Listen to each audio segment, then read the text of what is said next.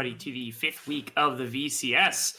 That was wild to me when I found this out that not only are we at the beginning of week number 5, which is a little bit crazy of its own volition, but we only have 7 weeks, Mobby. So we're Yep. 3 weeks, we're over halfway through the split at this point. It was wild for me to find that out this morning. Yeah, we started the second round robin last week Mhm. on the Sunday, and yeah, we're kind of racing through it, especially with the that last week being a 5-day week to make up for that 3-day week at the start. Yeah, that's we have just been cruising through this league, and it's time for the second round, and let's see if the teams have improved, who's gotten worse.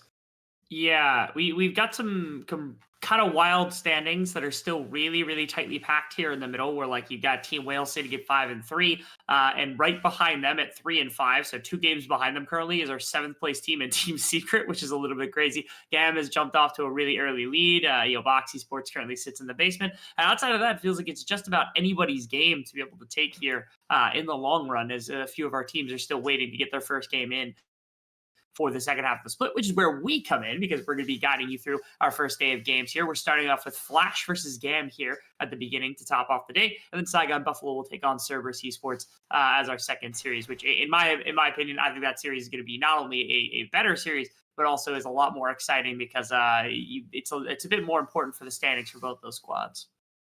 Yeah, it certainly should be closer as we can see up here. First six Gorgeous. should just be a bit of a one-sided affair in theory. But that said, it is Hanke's birthday today, coach of GAM Esports. So that means this is either going to be an immaculate display by the players or just an absolute mess because they've been overdosing on cake and birthday festivities, I suppose. It's gonna go either way. Nothing in the middle. I am calling that now.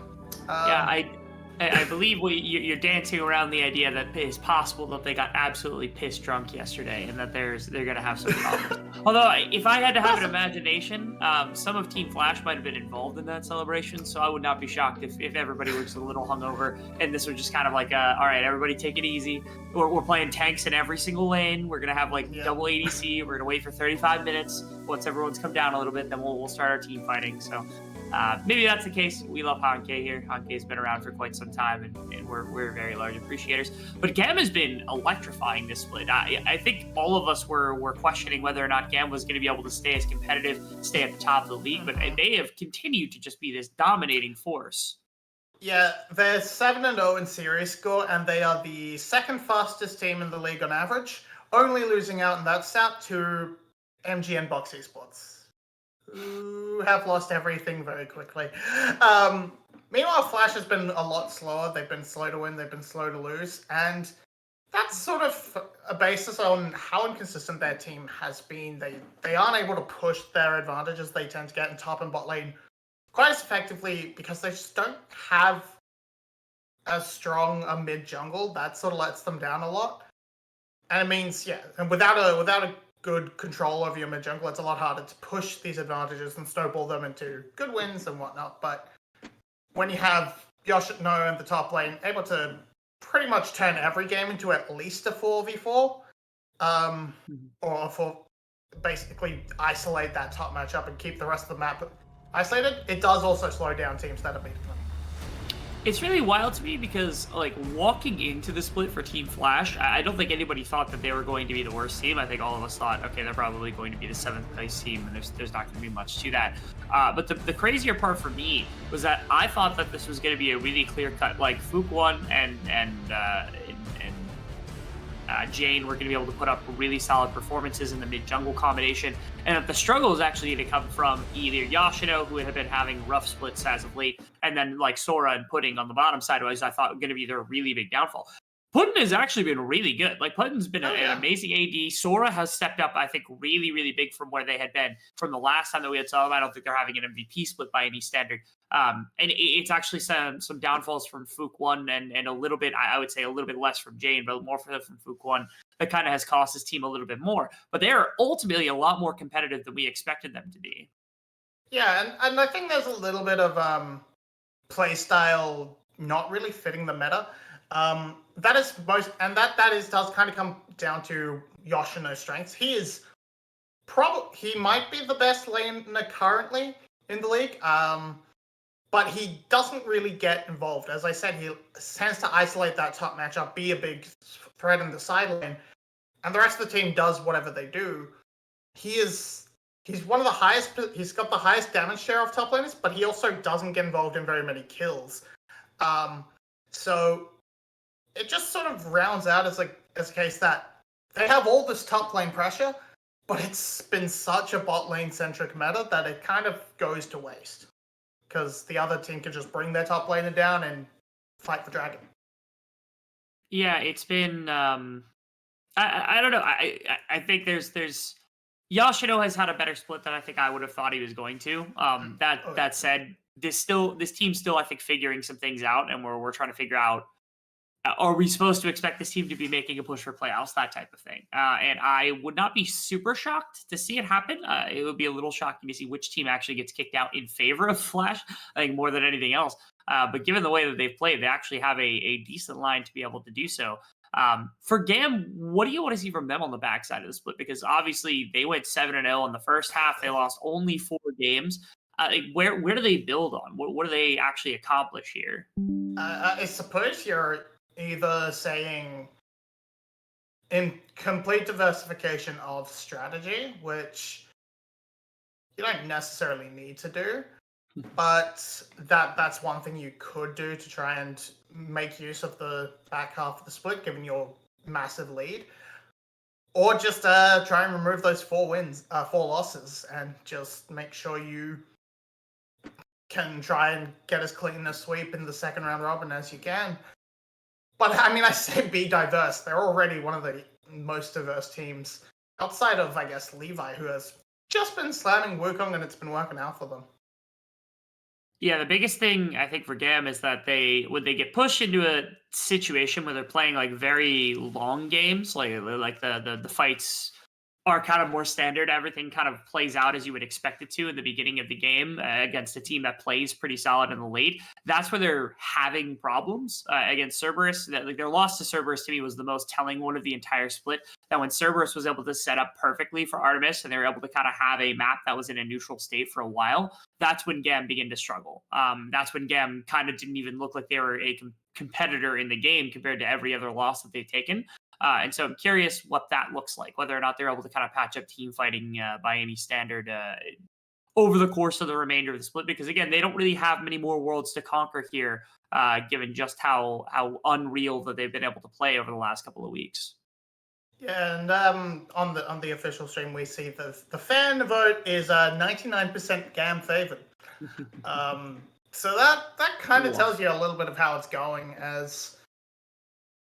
Yeah, we've just been really impressed. We've just been impressed by GAM. They've lost a couple of games, but really only against the best teams in the league. Mm-hmm. And I guess Saigon Buffalo, who, they're Saigon Buffalo. Watch it, yeah. Second half of the split is always Saigon Buffaloes. We'll see if that... Actually, they play a little later today, so we'll get a chance. But first, we're going to step into our first series of the day. As we're in draft number 1, I don't think anything insane popping out here to me. The Lee Sin obviously getting buffed up. Are we on the next patch? Are we finally on the patch where they buffed Lee Sin yet again and is now back to being like a triple flex into the lanes? Yes. Given there is no Ashe ban, I am very much suspecting we are on 13.5. And this Aphelios first pick sort of is going to set it in place for Flash, I think. Mm-hmm. Of course, Ashe still definitely viable, much more as an AD carry. We've seen Ashe Seraphine in other leagues, and I think that bot lane is absolutely insane. But it's not something everybody's practiced, so we'll see what comes out. As Wukong being taken away from Levi, and with that, makes sense. The Lee Sin off the list, he's going to have to move down to something else. Yeah, a couple of things kind of pop up in priority, which is of interest. I know that like Rumble actually got some buffs. I know Kennen was popping up a lot stronger in more recent patches. While they double lock the Rumble Kennen, that is insane to me. Okay. Because I mean, I haven't seen that before, especially with the Jace, because that means that it is likely going to be either Rumble out of the support position, maybe Rumble out of the jungle position. Like, there's a few options here for potential flexes. Even Kennen bot lane, take me back to my season 6 performances where it's like, okay, Kennen bot lane is just gonna pop off. This is weird. This is a lot less standard than what we're normally seeing from GAM Esports. Maybe they were celebrating a bit too hard with Hanke last night. Yeah, this is not the first Rumble jungle of the split.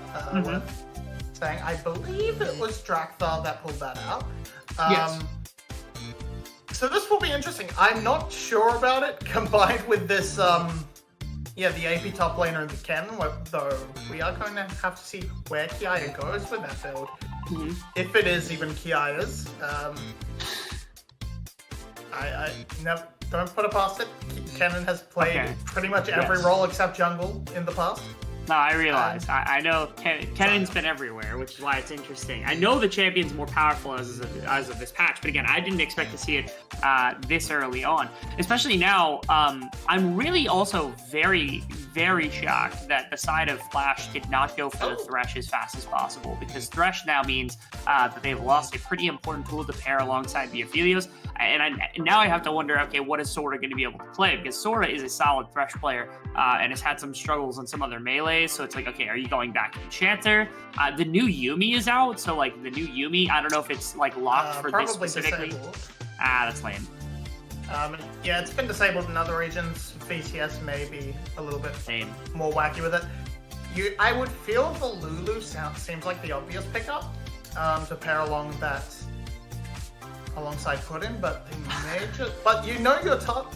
You're up against the Jace, so just lock your mid laner and figure it out as you go along. And if you're gonna get a Zeri Lulu to match you, you're probably just Now what do you go into?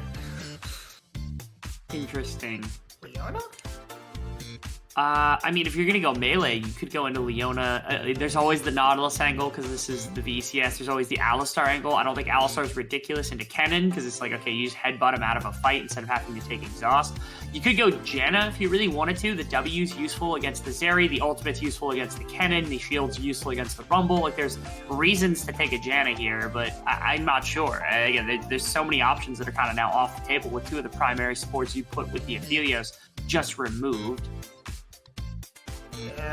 Renata has been a sort of favorite in the league, but it's not the best comp for a Renata to go into. That's an option.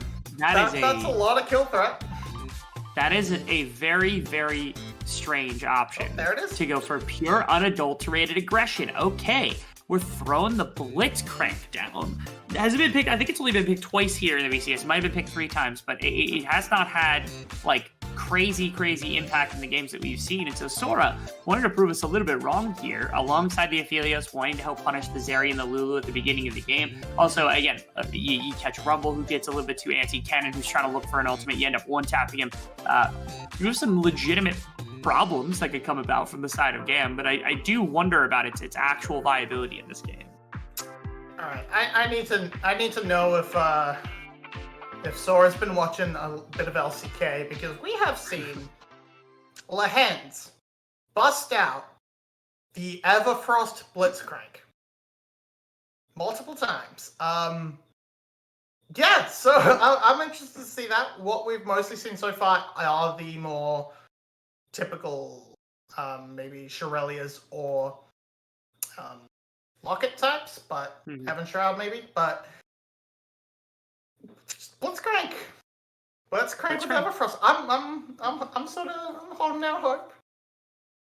You're gonna get something interesting. We're gonna end up in a weird place in terms of the build path. We'll get a chance to see when we walk in a game. It was a very standard composition outside the Blitzcrank for Flash, right? Like, they had Ahri, who's pretty safe. They have Wukong, which is a good takeaway from Levi. They had the Aphelios, who's popped up as one of the best ADCs. Like, what are you making of this, just head-to-head matchup in terms of drafting? Because it's clear that GAM went a little bit more off-kilter with what they're doing here. Yeah, I feel with what GAM are definitely trying to lean into the new patch and new champions. And against a team that's towards the bottom of the table, this doesn't seem unreasonable. But it is a very strange one. We're going to see a completely different look from Levi off the sort of playmakers and onto the just carry jungle, I suppose, the AP carry jungles, which she has absolutely performed on in the past. Not necessarily the Rumble, but we will see as we move into the game. And it's going to be very interesting if GAM fall behind, because frontline like Yoshino and Fook, if they get ahead, can run over GAM while Style is still trying to put together his items. They will. A finding interesting. Yes. Are you super familiar with this build path? The Rift Maker into Cosmic Drive. Yeah, I'm aware of it. It's pretty cool, and it does feel very good. Although it is strange on Kennen to not have like Rocket. Basically, since the inception of Proto Belt, that's been the go-to item for Kennen, because you either it was Rocket Belt where you got a really decent dash distance, and then it was all about being able to kind of run through in an enemy team.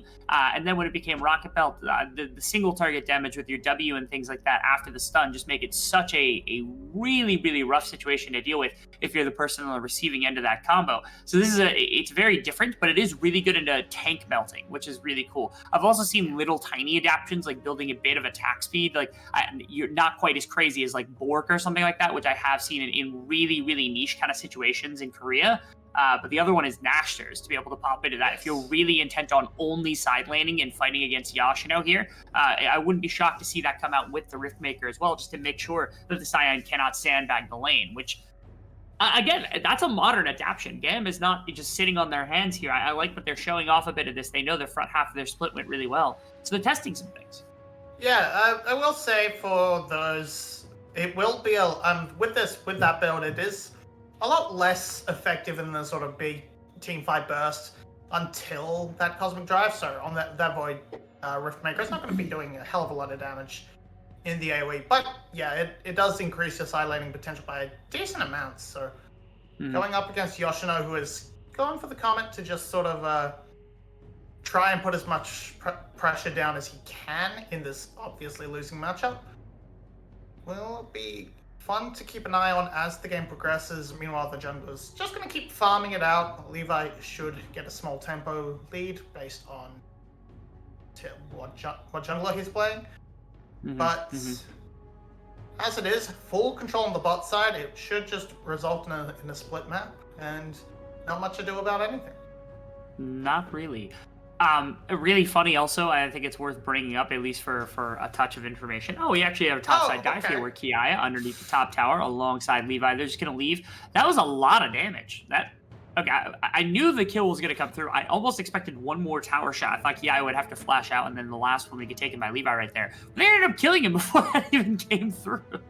Yeah, I mean, I'm not 100% sure if it was like just a case of Yoshino was stunned the entire time, or if I'm correct, this is the patch where Rumble's harpoons actually shred magic resist even more than they used to. And so if the W came in afterwards, then Kiaya's magic damage got ramped as well, which is a little bit wild to think about. So yeah, that was the number one thing about Rumble's buffs this patch, is that the magic resist shred is absolutely ridiculous. The Sora is going to flash, E, Q, and Style is out. Absolutely. Oh, that's not true. I was going to say nothing wasted, but barrier and heal were both dumped by this Squire. So I will give Sora a little bit of credence, because that was at least a play that burnt a lot of the defensive sums.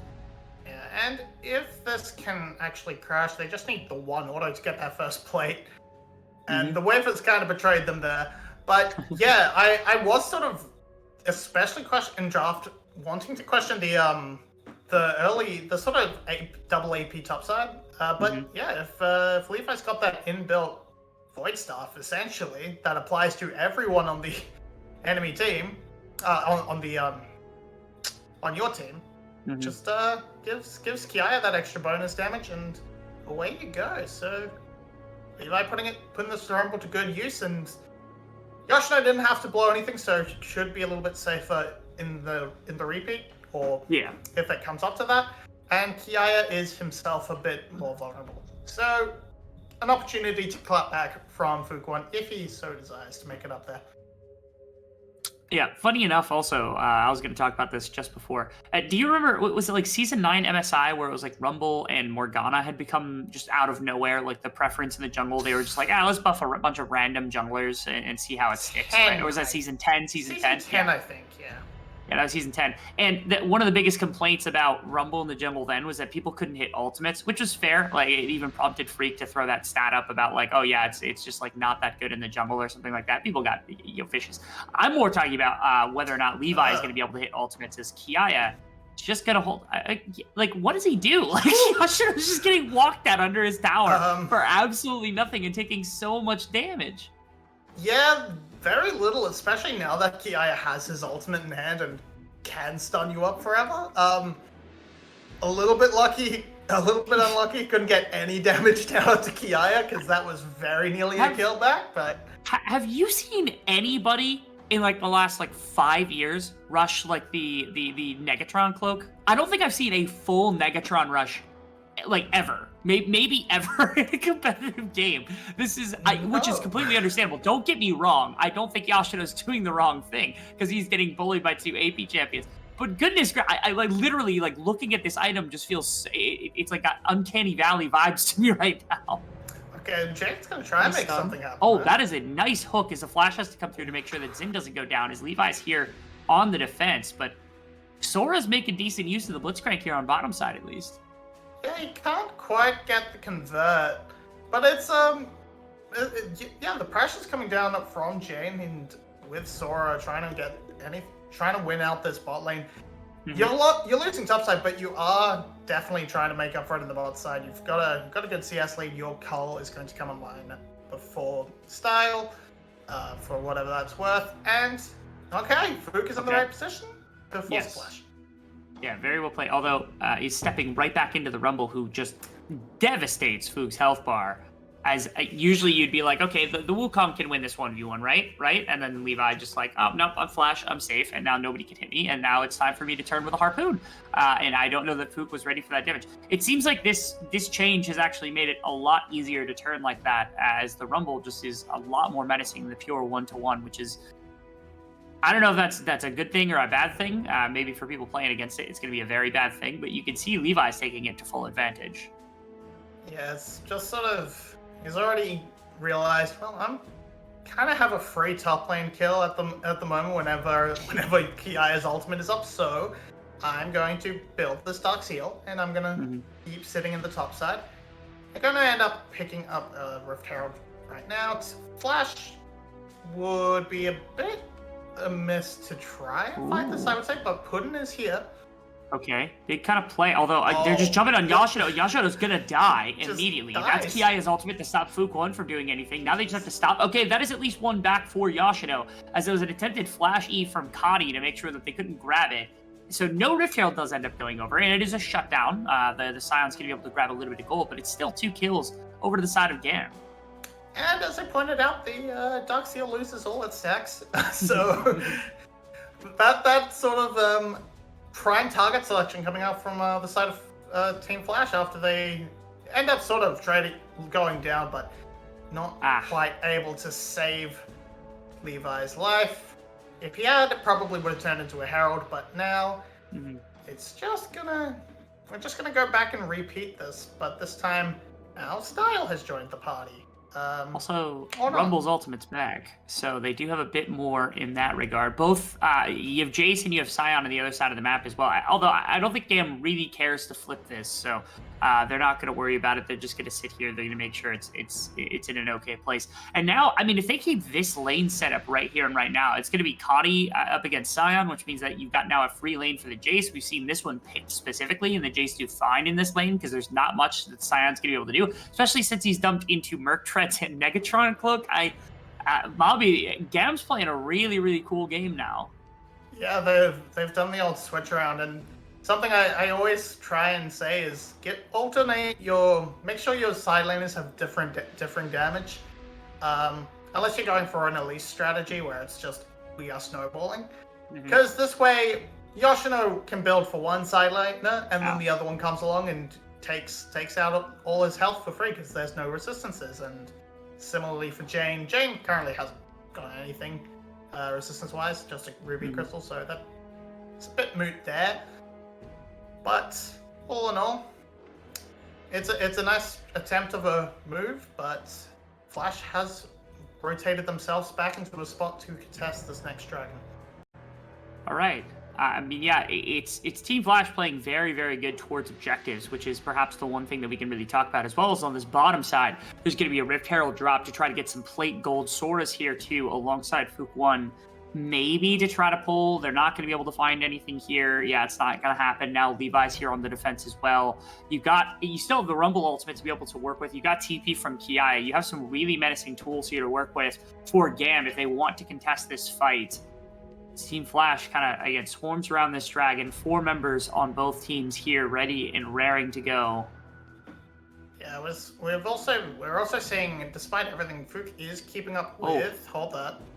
It's a big play. Nice charm on a Levi. Ultimate is going to get dropped in a choke point, and that's going to do tons of damage as Scotty's able to get the first one of the play. Jane is going to be able to get one, but Sora has to flash over top of the wall. As now, Team Flash on the retreat. Both junglers kind of traded 1 for 1. As I think neither team wanted either of those two to fall. That's the only member that would have made a difference for the dragon going down, and because they're both dead, nobody can actually take the objective. Yeah, and we also saw Kiaya go for a walk down to try and participate. This is going to give Yoshino a little bit of catch-up time, but it's not going to result in too much, and it's a nice pick by Jane onto Levi. Unfortunately, the burst isn't quite there. Oh, it's a beautiful wild growth to just let Levi get off that ultimate, and in that corridor, that's gonna wreak havoc.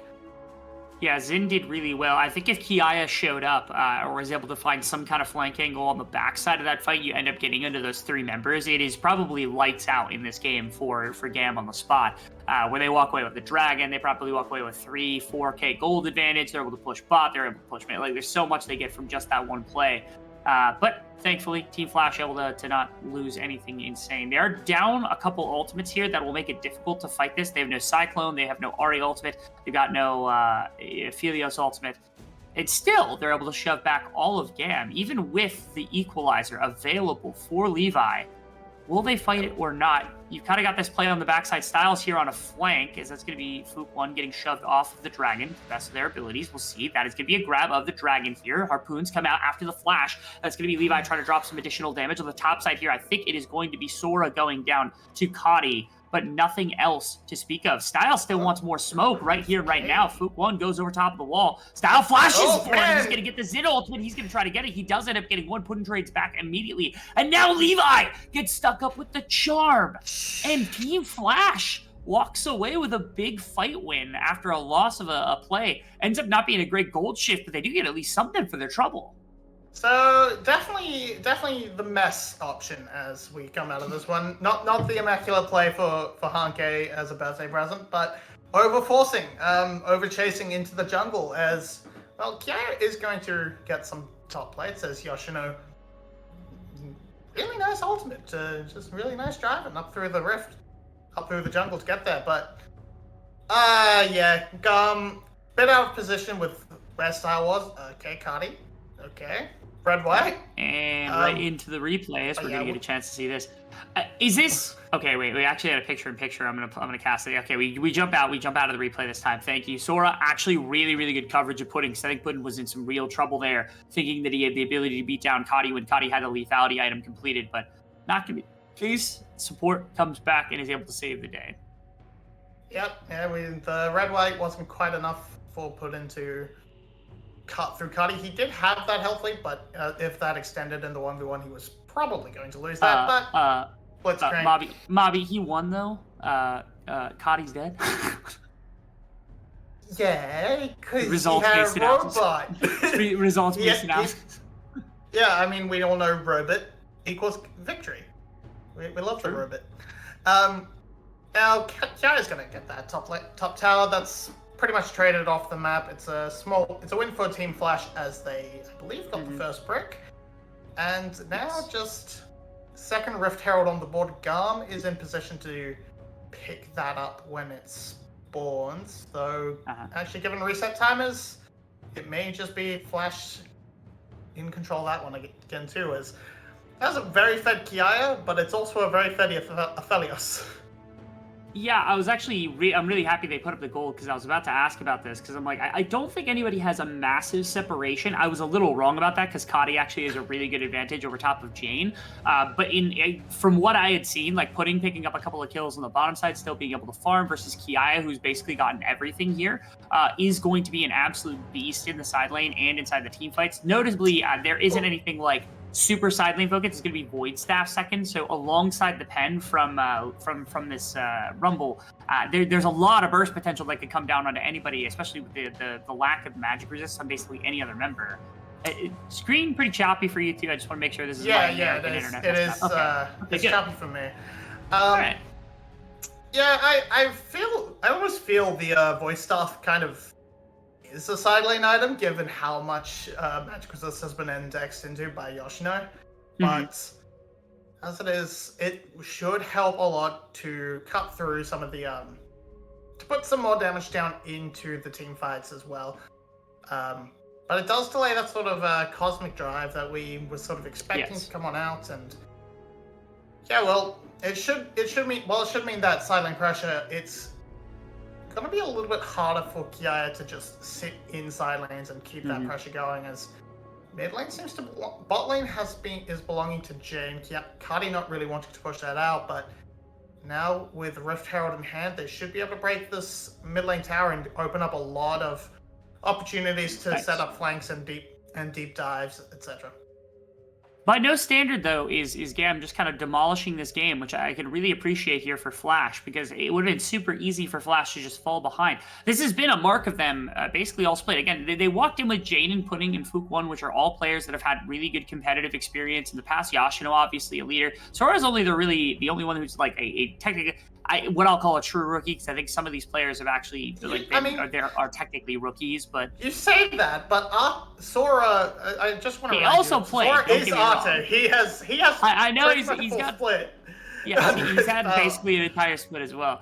The only reason I say that is because we've seen Jane and Pudding subbing for years on Cerberus, and Fook1 had an entire split as well. Although I guess again, if I was taking that stance, like Artie should also be in that consideration. So we have like. They're not like, this is what the difference has been, which is that this team's been experienced a lot more, and I think playing out a game the way that VCS plays out games, and that's what's given them such a better kind of front than what Boxy Sports had. Even if they've got some decent talent, that's an equalizer. It's going to dump a bunch of damage into Jane and Sora. It's going to make it difficult for Yoshino to get out. This Dragon's going to be contested. Gam's going to take all of this space. I think Team Flash, will they look for re-engage? They still have to worry about Kadi or Kiaya's ultimate here. GAM's trying to goad them into it. GAM is really, really trying to force them here to pick up a fight as Jane just continues to get barraged by Levi, or by Kadi out of the mid lane. I think they just bail on this. I don't think they actually make a play. They're going to try to steal. Yeah, Fook1 is just going to get pushed off, and they're going to walk out. They're going to give the Dragon up. They're not going to lose the game on this. It's one Chemtech Drake. It's not really worth anything, so they wanted the angle, they wanted the soul stack, but it's fine to just let this one go. Now, Yoshino is sort of sitting behind. He has no flash, so this is a bait to set up. Levi forced to flash. Okay, Fook1 just 1v1 versus Levi right here. Sora, can he make a pull? He does make the pull happen. That even through the Xin ultimate's going to be big. Now Fook1 is able to jump in on the other side. That's going to be 1-for-1 now. I think 2-for-1 in the grand scheme. Kadi's in the midst of everything, and he's been in really bad trouble. He drops some really good damage, and now Kiaya and Style have to put in a whole heap of work, and they're going to do it as they find an additional one. Now Kiaya underneath the tower. Is he going to be able to find anything? Style is also trying to run, or getting run down by Yoshino at the moment. Just a little bit of damage is all that they need. They're on the dive underneath the tower. Jane is okay, yeah. Oh, the final tower shot. And Sora walks away the sole survivor of the entire fight here, Mavi. Blitzcrank is the best by default, as everybody else is dead. That was insane from GAM. That should not have been as close as it was, considering how good a position Team Flash had on that fight. They set it up, but my god, that's a lot of damage from coming out of Kiaya. And even that 500 damage from Levi kind of came out of nowhere and just chunked Sora out instantly. So yes, gonna move up. As we see here, yeah, he's just kind of gone, but he's in a really bad position. But the turn onto Sora, the amount of damage that actually gets dealt to him, I'm sorry, I guess Kadi was the main source of that, was just huge. I guess what actually saves it for GAM is they do pick off Pudding very quickly, and Style gets to just keep hitting, keep those bolts spreading across the entire team.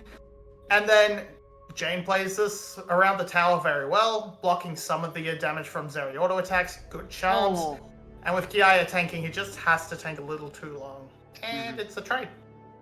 It is. And GAM has now done this twice where it feels like they've just like hard coin flipped big fights. And maybe they heard me talking trash at the beginning of the day. Maybe Hanke heard me, was like, all right, guys, we're going to coin flip every 5-on-5 for the rest of the game because we need to practice team fighting. And you know what? Honestly, props to you. If that's really what you're doing, like just to practice team fighting, I think it's gone okay, given that you're not at this massive advantage. That is an insane equalizer. It doesn't do a ton of damage, but it is a really well-placed one because multiple members were in that for a couple of seconds at least, because that's the best one we've seen so far.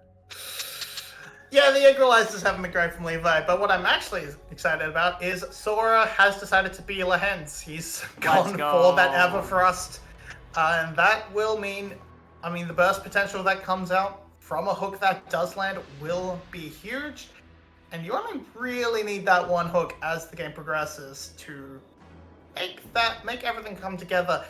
That's a Morello's coming out from Kiaya, which it's magic penetration now, but I'm still not 100% sure what we're doing with this build anymore. I feel like Walkabout would have just been better given if this is the angle you wanted to go. On one hand, maybe it's like a hat on a hat situation where you get better laning against like a Jack Show Scion. That's another equalizer that gets popped down just to make sure that the wave is going to be gone, and nothing is really handled here by Team Flash because they don't know what to do now that the wave has just disappeared. It's gone out of nowhere. Again, maybe it's a thought of like he doesn't need more magic pen on top of the rocket belt. So it's like, okay, if I take rocket belt, I'm getting pen, I'm getting single target. I don't really want that. So it's like, okay, this is I get to stay in a fight forever. I get to kind of fight all the way through. Maybe that's the intention for Kiaya, which has worked out. In fairness, Kiaya has been the longest standing member in basically every single team fight for GAM. Been able to stack that Riftmaker really easily. Been able to stack the Conqueror pretty well. So honestly, I suspect that this was intentional, but you're right. I'm curious. Still no Cosmic Drive. Still no items that we're really expecting out of a build like this. Also no Rylai's, which I think would be very helpful for either Levi or Kiaya to have, just so that you can kind of double up on those ultimates and really pack a punch. Yeah, and this is definitely not a bad purchase for the orb, by any means. Between the Bloodthirster rushes that we're seeing these days, bit of healing from Fuquan, and the Jack Show healing might matter in the 1v1 side lane. Probably not a lot, but it's just a sort of an extra cherry on top to the buy. Well, why not? True. All right, set up around Dragon. Again, Kiaya had a bit of a push going on bottom side. They clear out some of the jungle space that is currently existing for Team Flash. They're going to have to work into GAM's vision as the dragon spawns up. This time, Flash is nowhere near this one, so it's going to be third dragon taken here for GAM Esports, as they're going to be walking away now. Very, very happy about that one. They may lose mid lane, but again, the equalizer used just to kind of dump the wave. They lose their last minion, not able to find the tower, as Team Flash super close to getting Pager. If they had gotten those two towers, I feel like this gold lead would be very, very close as GAM picks up their second dragon of the game. My apologies, I thought they had the two dragons. They did not. That is a pick on to the Jace immediately. And Zin's ultimate saves the situation a little bit, but Yashino was just shredded on the front line. Jane trying to find something in the midst of everything. Gets a nice Q. Kiaya in the middle of every single member, able to get a massive ultimate and finding a bunch of damage. Is he able to get away from Jane though? Is Jane clean this fight so well? And now Zin is just dead. Out of nowhere, Team Flash finds a huge fight. Yeah, Pudding diving straight past the front line of GAM, straight past Kiaya and just tearing up the backline. They're going to be rewarded with this Baron, and that's a huge swing for Team Flash. They should now have pretty much firm control of the game. This will give them a gold lead. The Dragons are equal. That puts a dampener on things, but as we see here, it's a good pickup, and this is a very delayed ultimate, but it gets a huge knockup, but they can't convert on it. It's worth remembering as well, that choke point, if there was an equalizer, it would be huge, but of course, Pudding flashing straight past Kiaya, huge Infernum ults, and just cuts them through. Why were you there?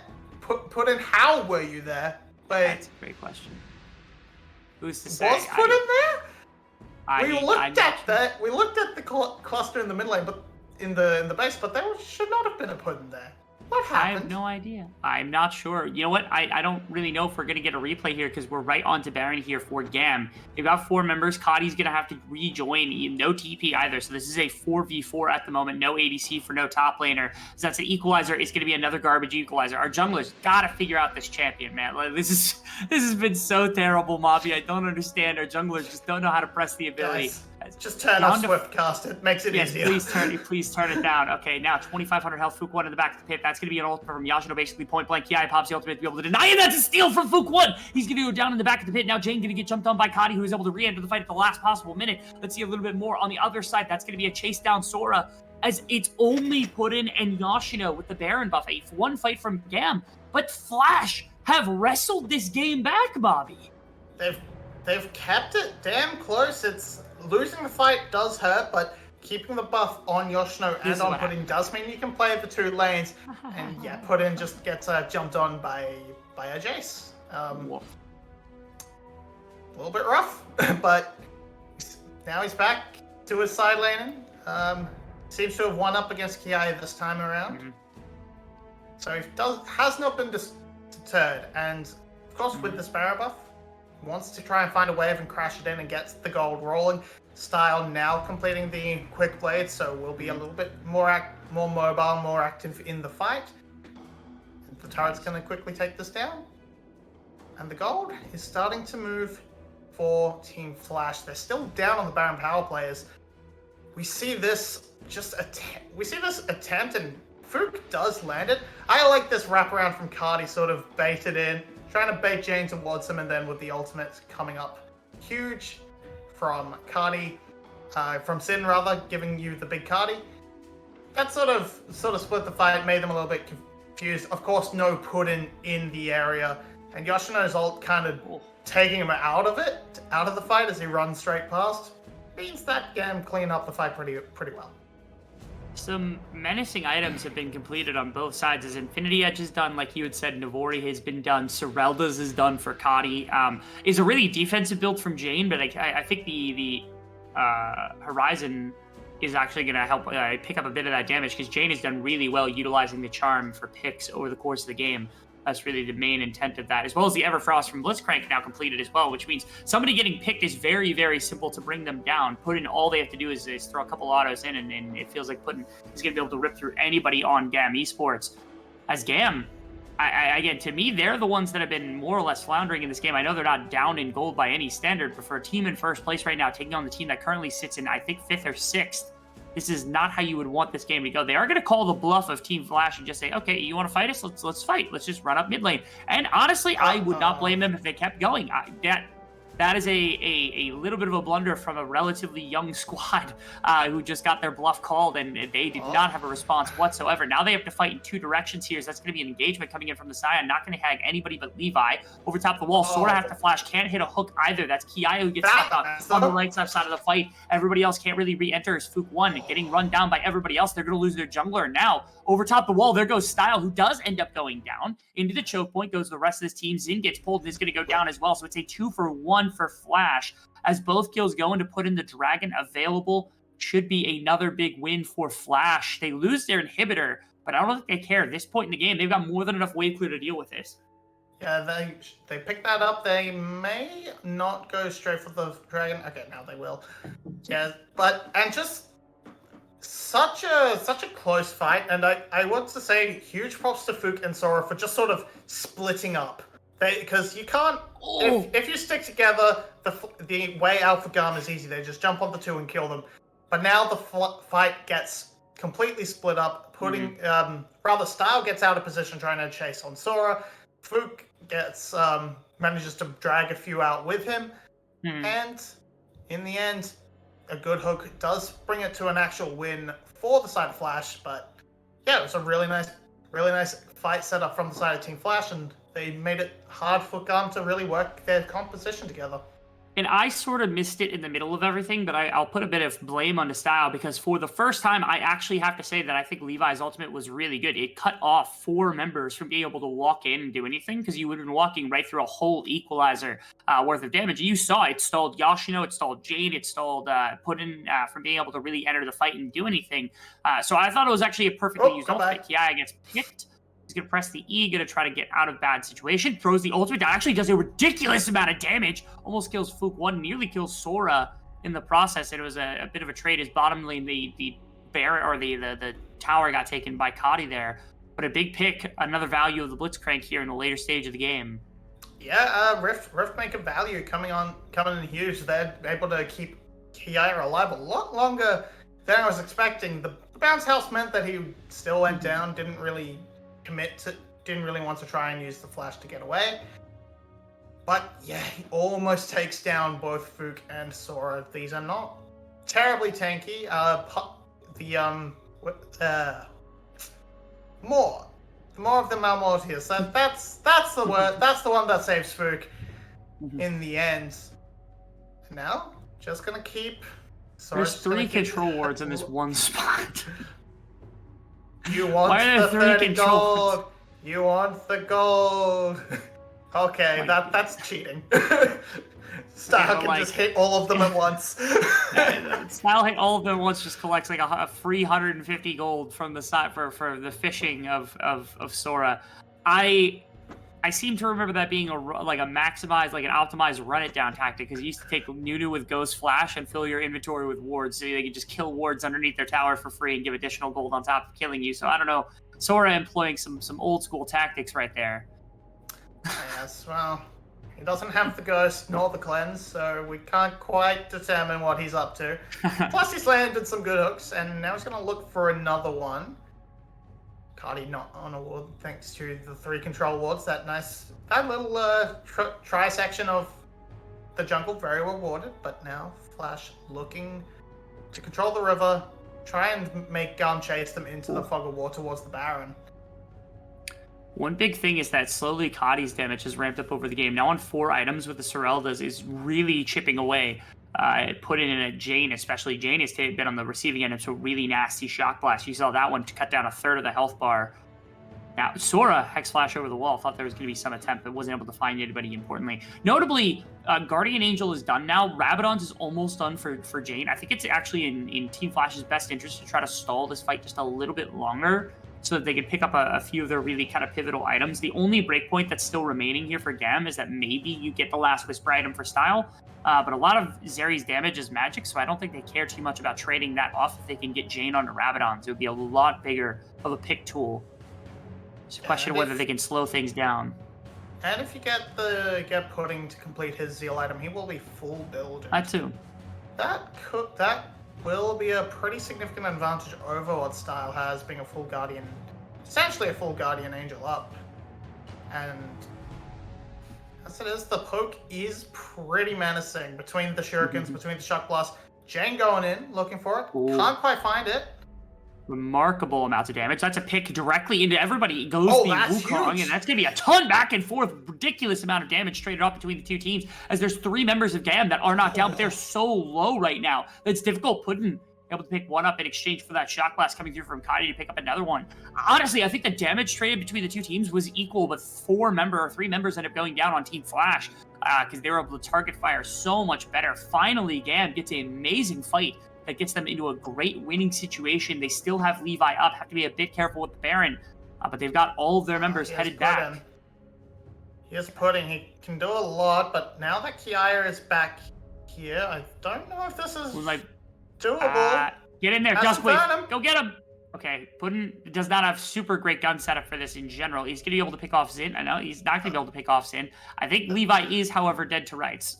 Yeah, didn't even have to press abilities. Honored him one time, and that was sufficient. As Team Flash, down the jungler, they're down a couple thousand gold, but this is a chance to maybe go at Dragon. Now Kadi and Kiaya just run at this immediately. They've got the damage to spike it down. I think they just grab this too, and now out of nowhere, GAM just kind of seizes full control of the game. That's going to be a big ultimate coming through from the Scion. Kadi's now stuck out of position, probably ends up dying. Almost kills Sora with just one single combo. He does! Oh my goodness. That's still a trade-up for the side of Team Flash in the kills, at least, given that they remove a Baron buff from Cardi.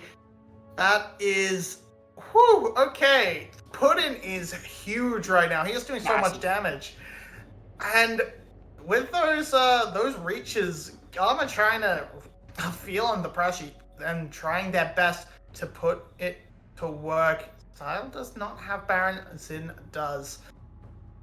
But Puddin can just decide, so he can walk up, he can just tank the Sour as much as he wants. He has that Bloodthirst, so he can get that health back ASAP. What can GAM do with this Baron? So far, they haven't been able to do a lot. Biggest thing is that they deny Soul. That was a big denial from Team Flash because it would have been really close. The Equalizer also dumped onto Puddin. He was able to get out. I don't know if he had to burn Gale Force. It doesn't look like he had to burn that Summoner or that cooldown more than anything else. So that is very good. Still haven't seen like a true full combo from Puddin. He's kind of been focusing on members at the front end of a fight. Hasn't been able to get a really, really big backline kind of play. And swaps his Zeal item as well. Okay, for a second there, he had swapped his Zeal item for a Mob. Now Morty oh, he does. He sells his boots. And he was able to get a Maul and a Runans, which is an unreal spike now. Puddin with no movement speed has the Gale Force to be able to kind of make some kind of shiftiness. With Ghost should be fine inside of a fight as long as he's got the Summoner down. But are a 6-item Aphelios at this point in the game. Team Flash are right there. I do not think this game is decided by any standard. We are now a couple minutes away from the Soul. I don't even think the Soul really wins this game. We might be in for an Elder Drake game here, Mobby. Yeah, the benefits for the side of GAM now is... Will that more be enough to help Pudding if an Equalizer does land on top of him? Oh, Hook nearly lands off Ki. That could have been huge. Super close. But they have control over these river. Flash playing around their vision very well, setting it up and controlling huge swathes of territory. Just begging GAM to come looking. With that poke of the Shock Blast, it's a little bit easier for GAM to approach, but not... You still don't want to risk it. You don't have someone tank it. You don't have a Scion of your own to just walk up and willingly face tank the hook. There's the Edge of Night. Okay. Biggest thing, I think the difference maker in this game, what has kept GAM afloat basically this entire time, is Kadi. If I'm being 100% honest, were it not for these shock blasts from the Jace, I feel like Flash would have been in so many better winning situations. So many fights would have gone so much differently. Kadi and Jane, to me, both have been doing really well in this game. Is Jane not able to tag either the Charm or the Everfrost, just fishing a bit with the Ahri ultimate, low enough cooldown so it's not really going to matter. You have to be super careful if you're GAM, because you have to worry about both Jane doing that and also Sora doing that. If you end up losing a whole member without the ability to fight back, they can start to just run at you. Team Flash is threatening our #1 team right now with a game loss in game #1 here on our second half of the split. Yeah, and we see that Flash now back up from Sora. He can react instantly. He can make it so much harder for GAM to work around. They don't just have to be scared of dark pockets where a Hex Flash could come from. He can just go. He can just go for that hook. And with nothing on the map, Team Flash are quite happy. They're gonna sit there. They're gonna wait. All summoners will be up for the next fight, unless Sora can find a hook that forces something. Even at this point, even if he just forces a Flash and doesn't trade his own, that means Team Flash will have a pretty real significant advantage coming into the next fight. And just controlling this bot side river, it is so hard for GAM to approach. They kind of need to... They're using the Vision Cone, but no. That was a blind hook into nothing. It really was. And honestly, it came a little bit closer, but with the Edge of Night, like, you're not going to get hooked anyway if you're Kadi, so you're not that pressed about it. Everybody's geared up now for this late game. We've gone to 40 minutes, and I feel like we're still not really in a position for either one of these teams to be able to call it by any standard whatsoever. It's solid mid setup here from Flash. I know GAM is actually going to come in with 4 members, and they're just going to shove back. Yai is going to hover back behind to make sure there's no flank from Fluke 1, and it means that mid push is going to be in favor of GAM pretty dramatically. Now Flash is looking for a bit of an angle here to try to get something. They're going to catch this wave, and they're just going to equalize everything. But the problem is bot lane is controlled by Flash, so they have a lot more space to work with here around the Dragon Pit. GAM is just going to be entering from the one direction. See if Team Flash can actually kind of punish this in any capacity whatsoever. Sora sitting in the brush. That's a dragon dead. Like, there's nothing they can do about it. That's just Soul going over to the side of Team Flash, and I love the way they set it up. Again, that bot wave already being in position, they kind of jumped the mid wave to make sure there was no way that it got past the mid line, and Team Flash now walk away, Soul point in hand, ready to go into the hyper late game here, Mobby. Yeah, with no wave, GAM can't try and force and ruin the positioning. But early on the Shock Blast, that could have been pretty big, but now Soul in hand, Baron is the goal. I feel like as long as you don't lose complete vision from GAM, you almost want to give up enough. You want to give up enough position that you don't lose out on vision, but Team Flash are the ones trying to bait you towards them, because them trapped in a pit against an equalizer, against the slicing Maelstrom, against the Zeri's charge up, that can just charged up Zeri, that can be so much AoE damage that Team Flash just has to bail out of, or risk getting eviscerated. But yeah, Yosha's a tanky fella, though he just needs to just kind of walks at people. I don't know. Nothing is happening. They just want mid control. They just want to make sure they don't make the mistake this late in the game. We got a whole bunch of really entertaining things happen at the beginning of the game. Oh, yeah. But as the game has ticked on, I feel like both teams have begun to take more respect, kind of help with the more respect towards the opposite. And now for the last 5 to 6 minutes of the game, it's been a lot more passive. There hasn't been these really intense plays. And I think it favors Flash for that. And the main reason why I think that is because, again, they're the ones that are fishing with abilities consistently. They're not the ones that are super stressed out here. They're not the ones at the top of the table. Or they are the Team Flash is not the one at the top of the table. So they've got all these additional tools. They're the ones striking at like the gods Flash, right now. Yeah, Flash only needs to be lucky once. GAM needs to be lucky every time. And right now, Jane's lurking for that look. Just got rooted up, and that's going to be a jump onto Style immediately. Ultimate's going to get popped. Jane now on the side, going to be able to find quite a bit of damage on the Levi, shove them out of the fight. Equalizer didn't actually get that much. Took no People damage. able to get out. Flash from Jane was there to make sure Style had to flash away as well. So double flashes from a couple. Honestly, Jane did quite a bit there. He prevented Levi from walking in. He got both summoners off of Style, as well as the heal from Zin. I think was a bit more from the Gravitum auto attack from Puddin. But a fair amount of defensive kind of summoners pulled away from the Flash or from the GAM ADC. It's a 3 for 2 in summoners. Both of Styles and Zin's heal traded out for Jane's Flash and Puddin's Ghost. Okay, Cardi has decided the team fights are not the way. He is going to try and split push. Yoshino just has to clear the wave. He can't really contend with the fight in the 1v1.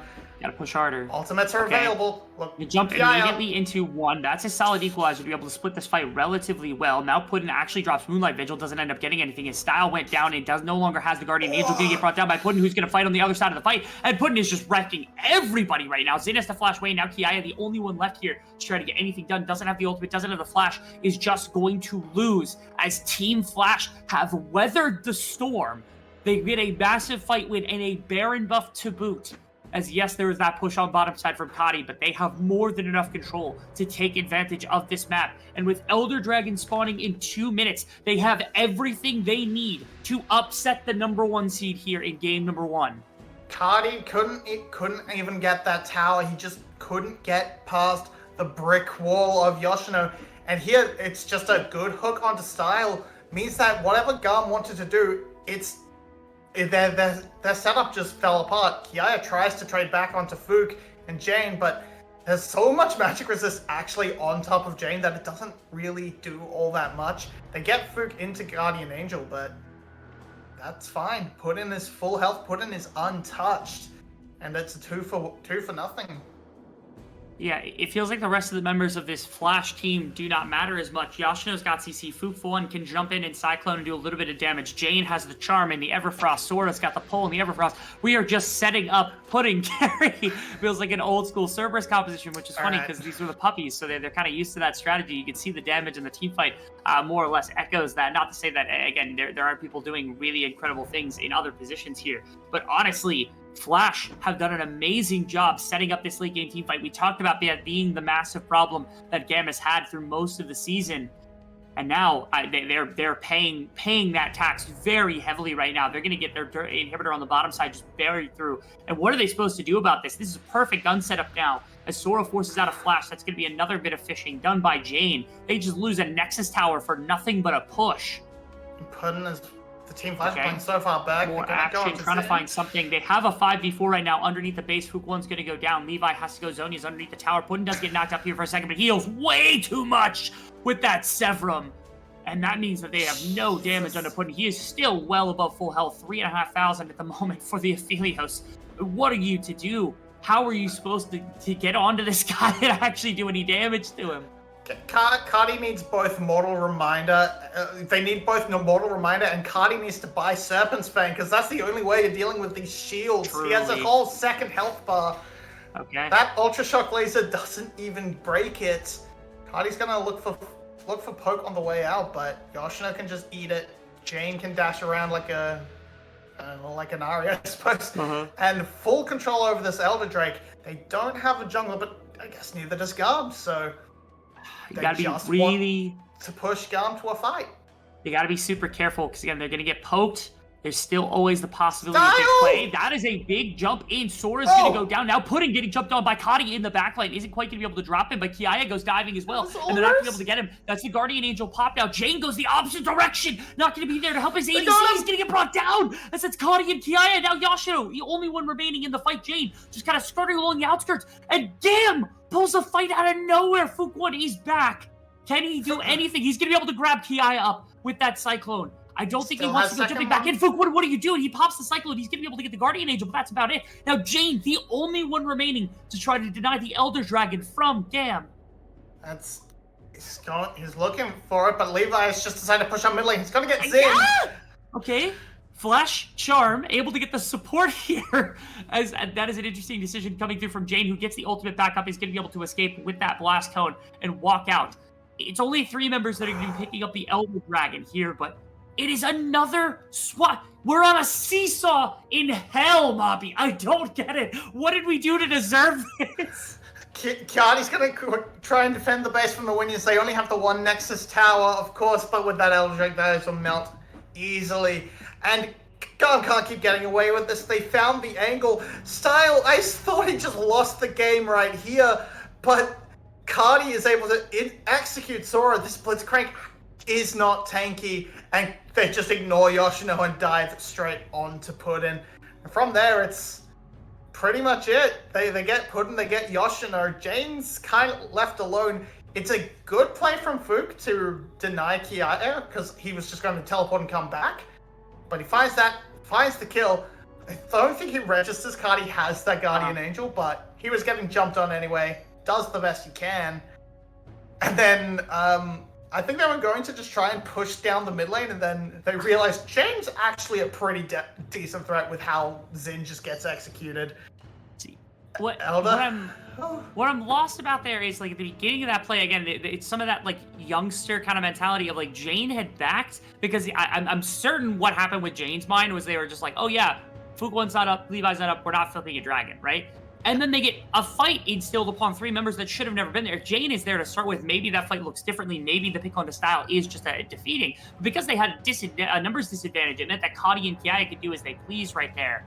And it opened up so much more. As again, that Elder Dragon went on to 3 members. My apologies. I think Kadi picked it up, which is one big one. Yeah, you could see Sora's one more shot class like that, and it feels like that's an execute that's going to come down onto whatever member takes it. So they do have to be quite a bit more careful here. The pick tools are more useful for Flash, because it means a Charm landing, an Everfrost landing, a Hook landing is going to make it really hard. That's a nice equalizer. Going to push Yoshino out the back of the fight. They're going to grab up that inhibitor.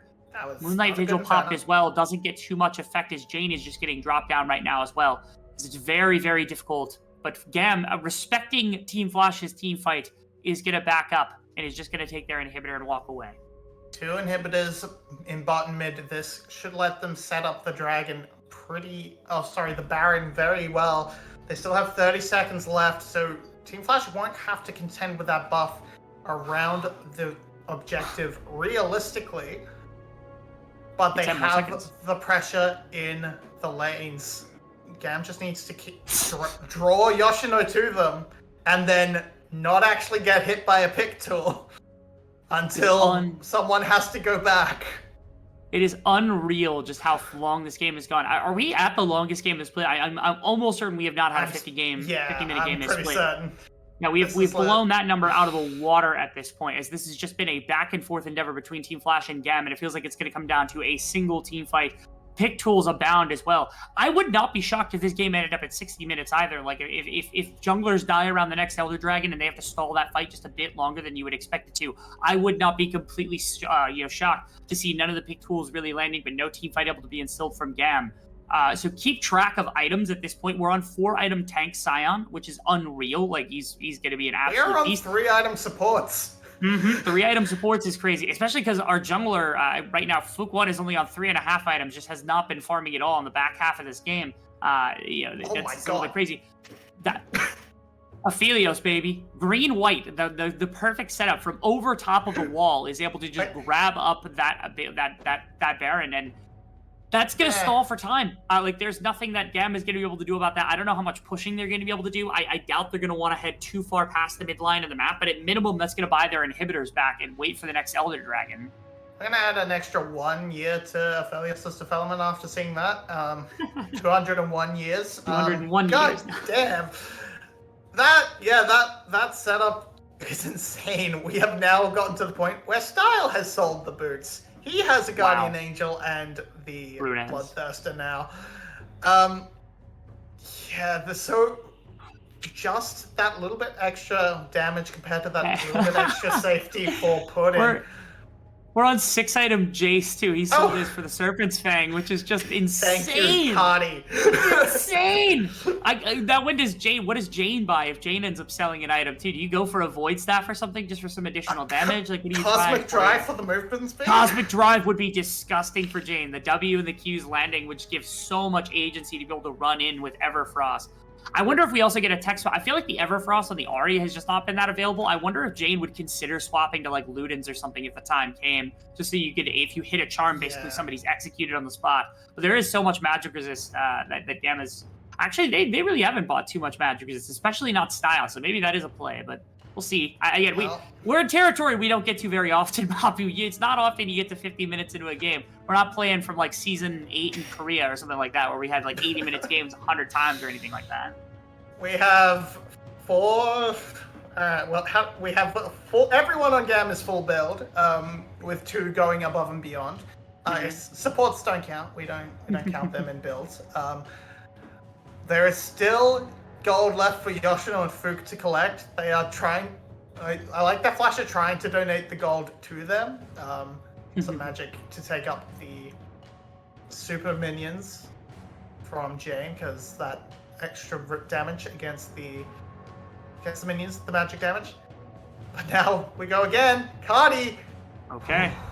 Past the Flash. That means Cardi's not going to be able to have backline access any... Oh, wait, this is really bad, actually. GAM has no angle to actually turn onto this. They're going to have to back. Or do they just flip for Elder? The question is, can they take Elder? They can't. There's no way they can take Elder before the base is just destroyed. You've got a bot side push, too. There's so many options here. As Style and Levi, they're going to be here. Equalizer drop from behind to make sure that they're going to take some damage. That's going to dump their wave. And now Team Flash...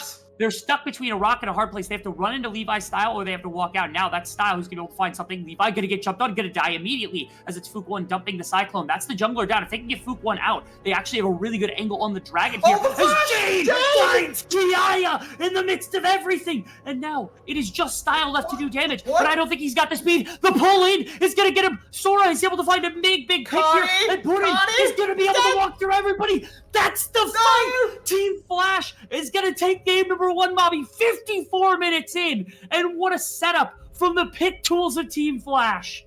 Jane coming up huge at the end there, catching Kiara and finishing out the fight. Zin left only on a sliver to watch his base fall, and Flash find a huge upset win. Oh, if this was best of ones. Oh, my goodness.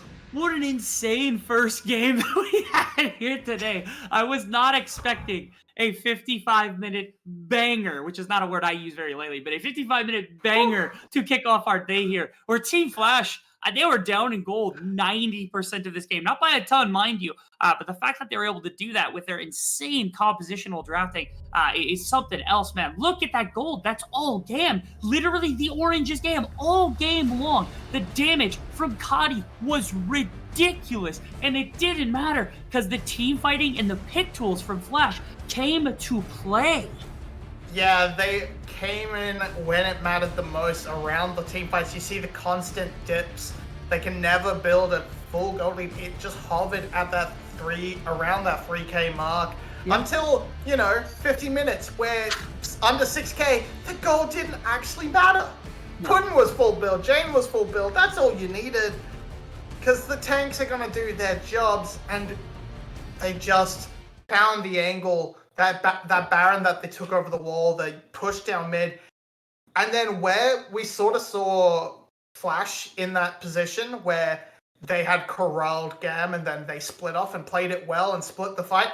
No. GAM just had a style and Levi just kind of both pop almost instantly, and you just attack the weakest part of the flank, and that's what they just popped. They popped. Late game Rumble just pops.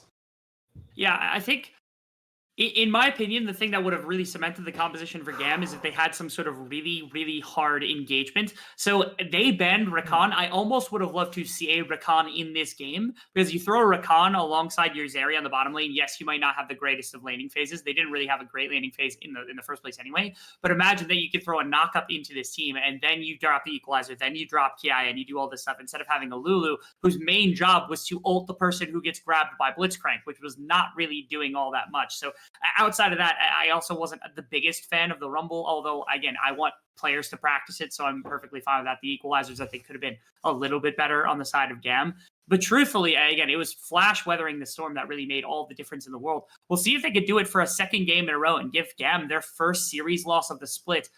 First, we'll take a short break. We'll be back in just a couple minutes.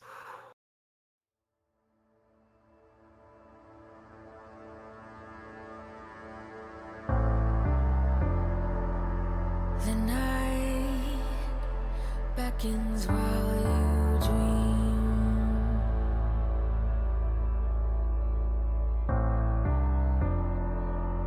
A life never lives in peace.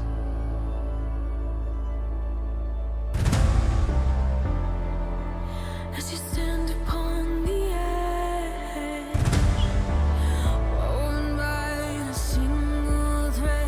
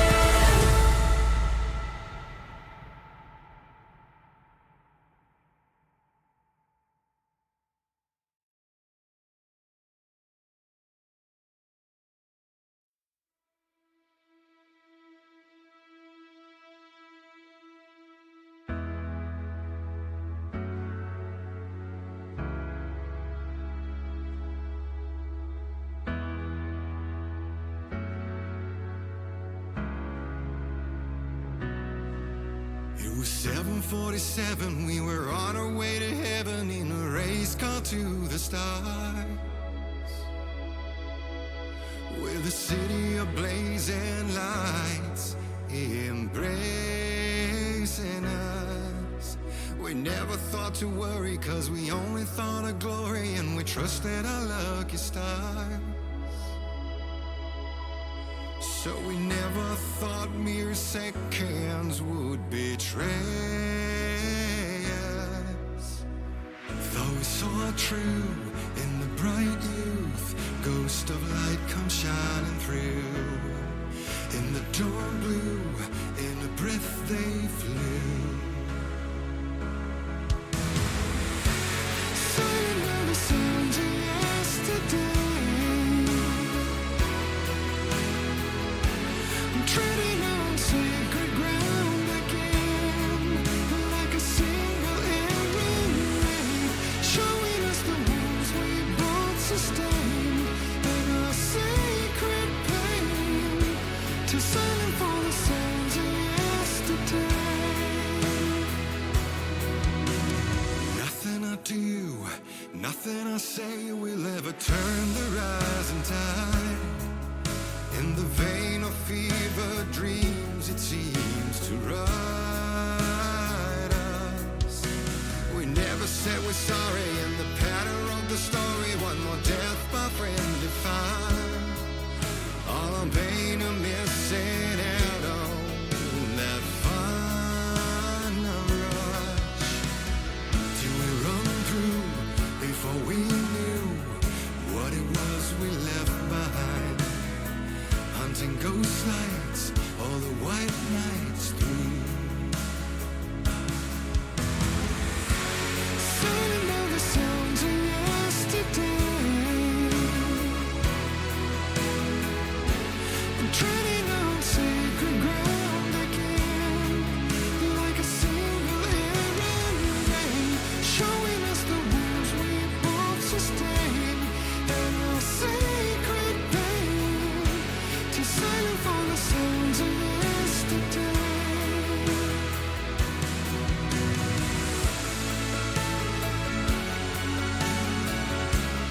Healing softly sigh,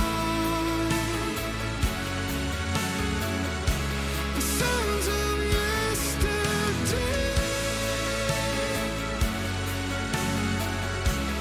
Let them heal our wounds.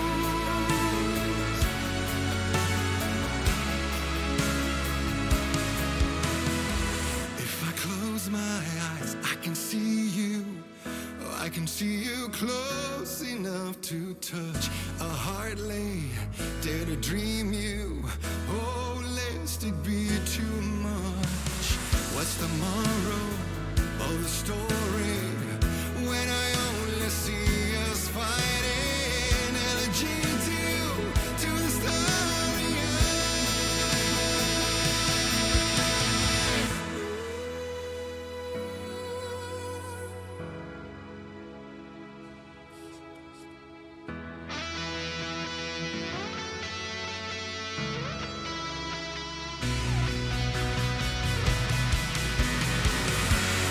Silent are the sounds of yesterday. I'm treading on sacred ground again, like a single errand ray, showing us the wounds we both sustained, and our sacred pain, too silent for the sounds of yesterday.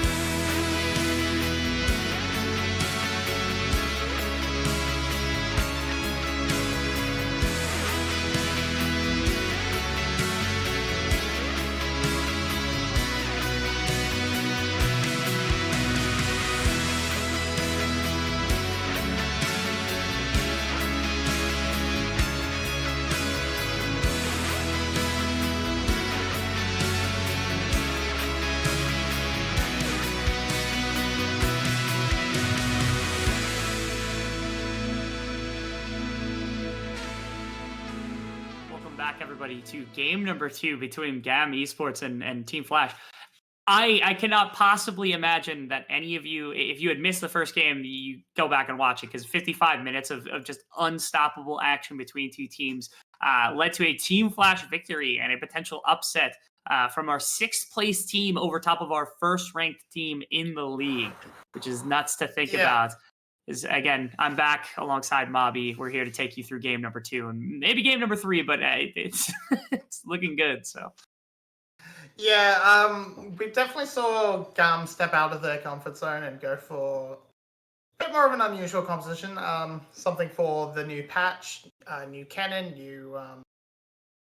cannon with the buffs, Rumble in the jungle. But they kind of weren't able to really convert an advantage in team fights. Realistically, they weren't able to link up the ultimates of the Rumble and the cannon to really get that big wombo that they really wanted to just destroy everything. And the Aphelios was just simply unkillable with that. Once he had the Bloodthirster in hand, it felt like. So it got dragged out late, and then the pick tools were on the side of Flash, and with a good play with the Baron and good map awareness, they just managed to bring it home. And I don't think we're going to see anything like that again next time. I think it's going to be a much more normal game from the side of GAM, play towards their strengths and whatnot. So we'll see. Yeah, that was actually the first loss that they've taken on Jace this year too. They were 4-0 before that point. So GAM, yes, they were trying some wacky things, and so that might have thrown things off kilter. And out of fairness, Kadi did like 20,000 more damage than anybody else in this entire game, including Pudding, who was on Aphelios. That was on 6 items most of the game.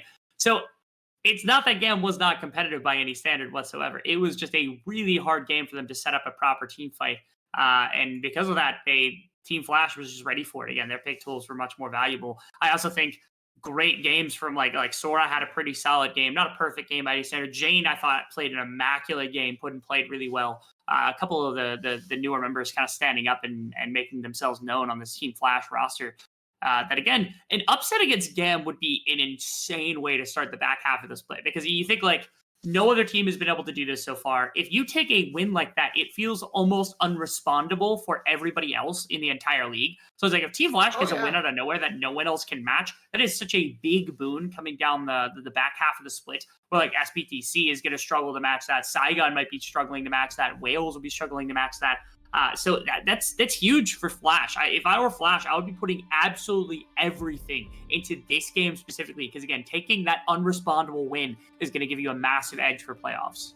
Yeah, and this is such a tough week for the side of Flash. Like, it's after this week they play Cerberus, and with Jane and Puddin and Fook, they probably know Cerberus inside and out, but by the same token, they also know you inside and out. So putting it all into GAM, and if you can take this scalp, that's going to keep you one series ahead of Team Secret, most likely.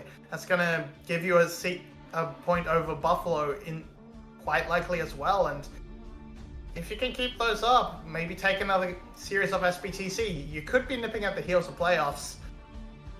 And this time they're going to keep putting Levi down and take away the Wukong first pick. Yes, it is. Yes, it is. Making sure that Levi doesn't get his favorite champion by any standard in the jungle. That would be an interesting little grab. That would be a more interesting grab. I'm not going to get baited by the hovers, though. Like, you're not going to fool me. Instead, they go for the Jace. I think that makes a lot of sense. Kiai and Kadi can both pilot that one really effectively. It is a Hecarim grab. That's our first Hecarim of the split. Not even with the updated splash art either. What the heck, man? Good. I don't like that splash art. I think it is more menacing, but I do like it less. That's what I'll say. Let's see how many Hecarims we've actually had. Okay. This split is 0. Not just us. I'm talking in general? In general. There has to have been at least one. Somebody had to have played it. Yeah. There are 6. Only one in a World qualifying region, and that was in Latin America. It lost. But we're gonna see what Levi can put to work with this. Jane decided to go for the early Silas, not knowing quite yet where the Jace is going to go, but of course you can move Silas to the top lane if you want. I think you're to follow, but you can also pick up Very that much that Hecarim ultimate and do a lot of work with it. You can do quite a bit of work with it. That would be, again, man, what? Mobby, okay, I want it to come through because I think this is awesome, but Vigar got way stronger on this patch, or something along those lines. Already was a strong champion. They've picked it a couple of times here in the split. It's not the first time we've seen it. But again, a Vigar Hecarim out of nowhere. GAM is experimenting right now. They are really, really pushing the bounds of some of this play that we've seen. And GAM's one of the only teams that actually the only team that have flexed this Veigar into the bot lane. So this can go pretty much anywhere. We're seeing the Blitzcrank ban. Sora has put the Fear of God into them. I imagine the Rakan will follow shortly. And going to... Oh, right. I suppose technically that can't be Cardi's Jace. This setup has got me confused as to... But yes, the Gwen ban taken away indicates they want to go for a tank again for Yoshino. But there are lots of options available, lots of tank busters. Navane's next patch, but Fiora is definitely an option. You know what's actually crazy is that Vigar's most played and highest win rate role is actually bot lane, which isn't like nuts. Like it's not like crazy that Vigar's in that position, but like as of like when this champion was like super strong, that's where people have been playing it more often than not. So I really like I love this setup from GAM so far. I love the Vigar Hecarim. I think throwing a Rakan into things is going to help out quite a bit. They're going to be able to make aggressive plays. And Jace was dropping damage really heavily from last game. So you throw all that poke into a massive engaged team with somebody that can execute. I think it's really good. Also, Sorelda's no, not Sorelda's. That's the grudge. Shirelia's on the Rakan is going to get a lot of value because you can put Vigar in a better position. Malphite and... Okay, it's a little less crazy. I'm like, what? We are not getting a Rel, Malphite, Hecarim, Vigar game out of nowhere. That's not VCS drafting. That's like transcendent LCK drafting. But instead, we're just gonna end up with the Thresh out of position. Nothing insane. The hover of the Kennen would imply that it's going to be the mid lane Jace yet again, and it's going to be the bot lane, which is kind of cool. And a tank buster instead, potentially hover to the Fiora. Don't necessarily need a bunch more magic damage. This is interesting. GAM has come together with a very, very strange composition, but I'm liking what they're doing. Again, they've put so much in a number of different places that I would have never thought it was going to go. This is... the Fiora pick makes it a little bit interesting because it doesn't really have that... as much of that big engage identity as it would have with the Kennen, where you send the 3 in and then Cardi and Style would be on the back line raining in long range damage. But it is going for that lane matchup into the Malphite, I suppose, and well, this is going to be very interesting because we know Team Flash wants to go in. They want to go just all in all the time. Thresh just sort of kind of sitting there as protection for Puddin. So, this is gonna be an interesting one. It is a bit of a wild game setup here. The thing I like is that while last game Kennen sort of went for like the Riftmaker into some pen, and then it was like it felt like Kennen was stuck between wanting to hard lane and wanting to leave lane and go team fight, and so the Conqueror ended up not, I think, helping out Kiaya all that much. In a game like this, you don't really have to team fight because they've got Vigar to shut things down, they've got Hecarim to shut things down, they've got Rakan to like kind of go diving. So they have both a combination of dive, decent damage, set up for the team fight with just the 4 members, poke as well with the Jace. So Fiora can just kind of stay in the side lane forever if you really, really want to. And eventually, Malphite's not really going to have much play against it. Silas probably isn't going to have the easiest time against it unless the Silas gets going really, really early in the game. The Fiora should be fine in the one-on-one. Or you're just dragging Silas across the map, or even Malphite across the map, and then they have like a 4v4 against the squad that I just mentioned. So I kind of like that GAM has gone to that, and they say, okay, we don't have to 5-on-5 team fight. We'll just let Kiaya go kind of split push on this Fiora and not worry about it all that much. Yeah, I think having that, trying to set up that dedicated split push, that dedicated pressure is good, because what Yoshino can absolutely do on Malphite is just ignore the objective setup that GAM has with a cage, with the Poe from Cardi, and the threat from Xin. You can, if you get to an objective first, you should have pretty much complete control. Malphite just bypasses that and just ults you. But if he's being dragged to a side lane to deal with Yoshino, he can't just ult you. So yeah, Okay. I appreciate. I'm for it. So, Mabi, let's talk about Hecarim. How many build paths does Hecarim have right now that are feasible inside of his current state? After we get through this bot lane play where Xin and Sora just kind of whap at each other. All right, we're good. Yeah, Sora has gone for the Glacial. well, And well, Exhaust, not actually. Glacial. Actually, what I'm mostly going for is the EMAS. AP support item, the I see. Relic Shield. So that means he's gonna have a little bit less trading power in these early skirmishes, and I think that's gonna sort of backfire a little bit, because with the pressure of that Steel Shield guards, you can actually shove Style and Xin straight onto lane under tower extremely effectively, and have full control of the bot lane. As for Hecarim, I don't know.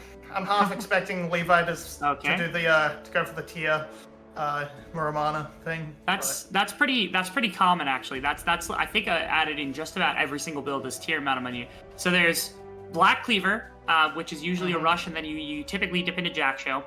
Spear of Shojin rush is a very legitimate thing alongside the Manamune build. Duskblade is a very legitimate build path if you're wanting to assassinate people, which I think is a lot harder in this game because it's the Xayah and the Sylas, so I don't expect that. I could very, very easily see, Sunderer, I think, is the most generic build. It's kind of like the bland flavor, but it does get you where you need to go. You don't have to build Manamune with that one. I would prefer Manamune alongside either the Black Cleaver into Jackshow or the Spear of Shojin into Jackshow into something else as well. I think both of those work really, really lovely in this game. Yeah, I think what we're going to see out of Levi is the early buy of the tier, and then some long swords, and then he sees how far ahead he is, and then will decide to Black Cleaver or Shojin. Yeah, if he's snowballing, he goes into Spear. If he's not snowballing, you go into Black Cleaver. If you end up picking up the game, you can maybe go into Sunderer. If you're not getting ahead and you're just kind of meandering about, then you go into Jackshow with the Black Cleaver. Those are the options that you can go for. But there's a lot of trees that go through the decision making here for Hecarim in the modern, because these build paths are wild. And I'm wondering with Yoshino, because normally we see a little bit of a. We're normally used to seeing the comets and the whatnots, but the Airy, there's the Airy thing makes me think to the last Malphite with an Airy I saw, which was the Shy, which was full AP. It wasn't to a cannon that time, but Nice. I'm just wondering. I'm just wondering if Yoshino is also a Weibo enjoyer like myself, and going to throw us that curveball. I don't really expect it, but I'm holding out. I'm holding out for the opportunity, for the potential. Listen, we saw Hasmed build full AP Sejuani. I would not put anything past anybody in this league whatsoever when it comes to building tanks in any capacity. So, alrighty. But yeah, we see the early pressure coming in from Putin, the Blade Caller, not Blade Caller, the W, whatever it's called, is really is a very strong tool right now at pushing. And Styles just, Vega does not have a lot of priority level in the early levels. He needs that Dark Man, he needs that AP to actually start pushing the waves, and he wants to manage the wave as best he can so he can farm with his Q, and that will mean he doesn't have a lot of shove, and priority belongs fully. Oh, that was close from Jane. Yeah, found a minion though. I think you would have preferred that didn't tag at all. Instead of tagging the minion and dragging him and giving some free trade damage onto Kadi, since Jane has been kind of feeling it inside of this laning phase. Not going to matter too much though. Spook 1 finds a decent wraparound on Kiaya here. Kiaya is really far up. Has to be very, very cautious about this. Spook 1 going to use the clone to kind of jump in immediately. Is going to find a bit of damage on the Kiaya, but not going to be anything too crazy. As mid lane, Jane is dead. Levi pulls first blood. We kind of missed the majority of this play, but it looks like Xin was able to make a roam up. Sora wasn't able to be here in time, and what a play. GAM, strike first. Shojin time. Shojin angle. Let's go. Let's go, Levi. Dust blade angle. Dust blade angle. Let's go. Get the. Okay. All right. They're gonna be able to. I did not think they were going to be able to find the angle. I don't think Levi thought they were going to be able to find the angle on a Sora right there either. But Zin and Levi both are able to kind of pair together. Instead of just going for the plate, they actually get the flash out of the Thresh. And with that, I mean, they walk away completely ripped right here. They're juiced to the maximum. Jane here. Jane just gets flashing for her. He flashed from the... Well, okay, Jane I give a ton of credit to in the last game. Like, he was at the top of my MVP voting. That right there was some criminality right there. Sora had the lantern on him. He flashed off the lantern. That's some me playing Thresh gameplay, watching my teammates just actively avoid the lantern right there. Yeah, that's why when it's a Thresh angle, you play Tahm Kench instead because they don't have a choice. They are coming, no choice. whether they like it or not. I am saving you. Do not resist. Yeah, you are being rescued. Yeah, now, but with this bottling pressure and the resets, Fook is going to find himself a dragon. The cage is good to keep Style alive, but Levi's here with level 6. Sin is flirting with a blast cone. Fight. Okay, you actually do get a fight. And a dragon steal! Instant assassination onto Fook 1. GAM's just at the front line now. Now they're going to be able to do for more. Kadi's able to get something. Is that going to be another kill for Levi? It won't be. Kadi's going to be able to pick that one. And Jane's stuck in the box of GAM. Running the table in this game. Very pissed about the way that game number 1 actually landed. In this case, they are going to be absolutely devastating Team Flash, as that's 2 kills for your horse. That's a kill for Kadi on the Jace. That's a kill from the Vigar on the bot lane. That's Dragon stolen away. Like, GAM is running this game now. It is not a Shojin angle, unfortunately. Despite being 2-0-2, he went for he went for a Sheen. He's just Coward. Yeah, I fully agree. Coward. Coward.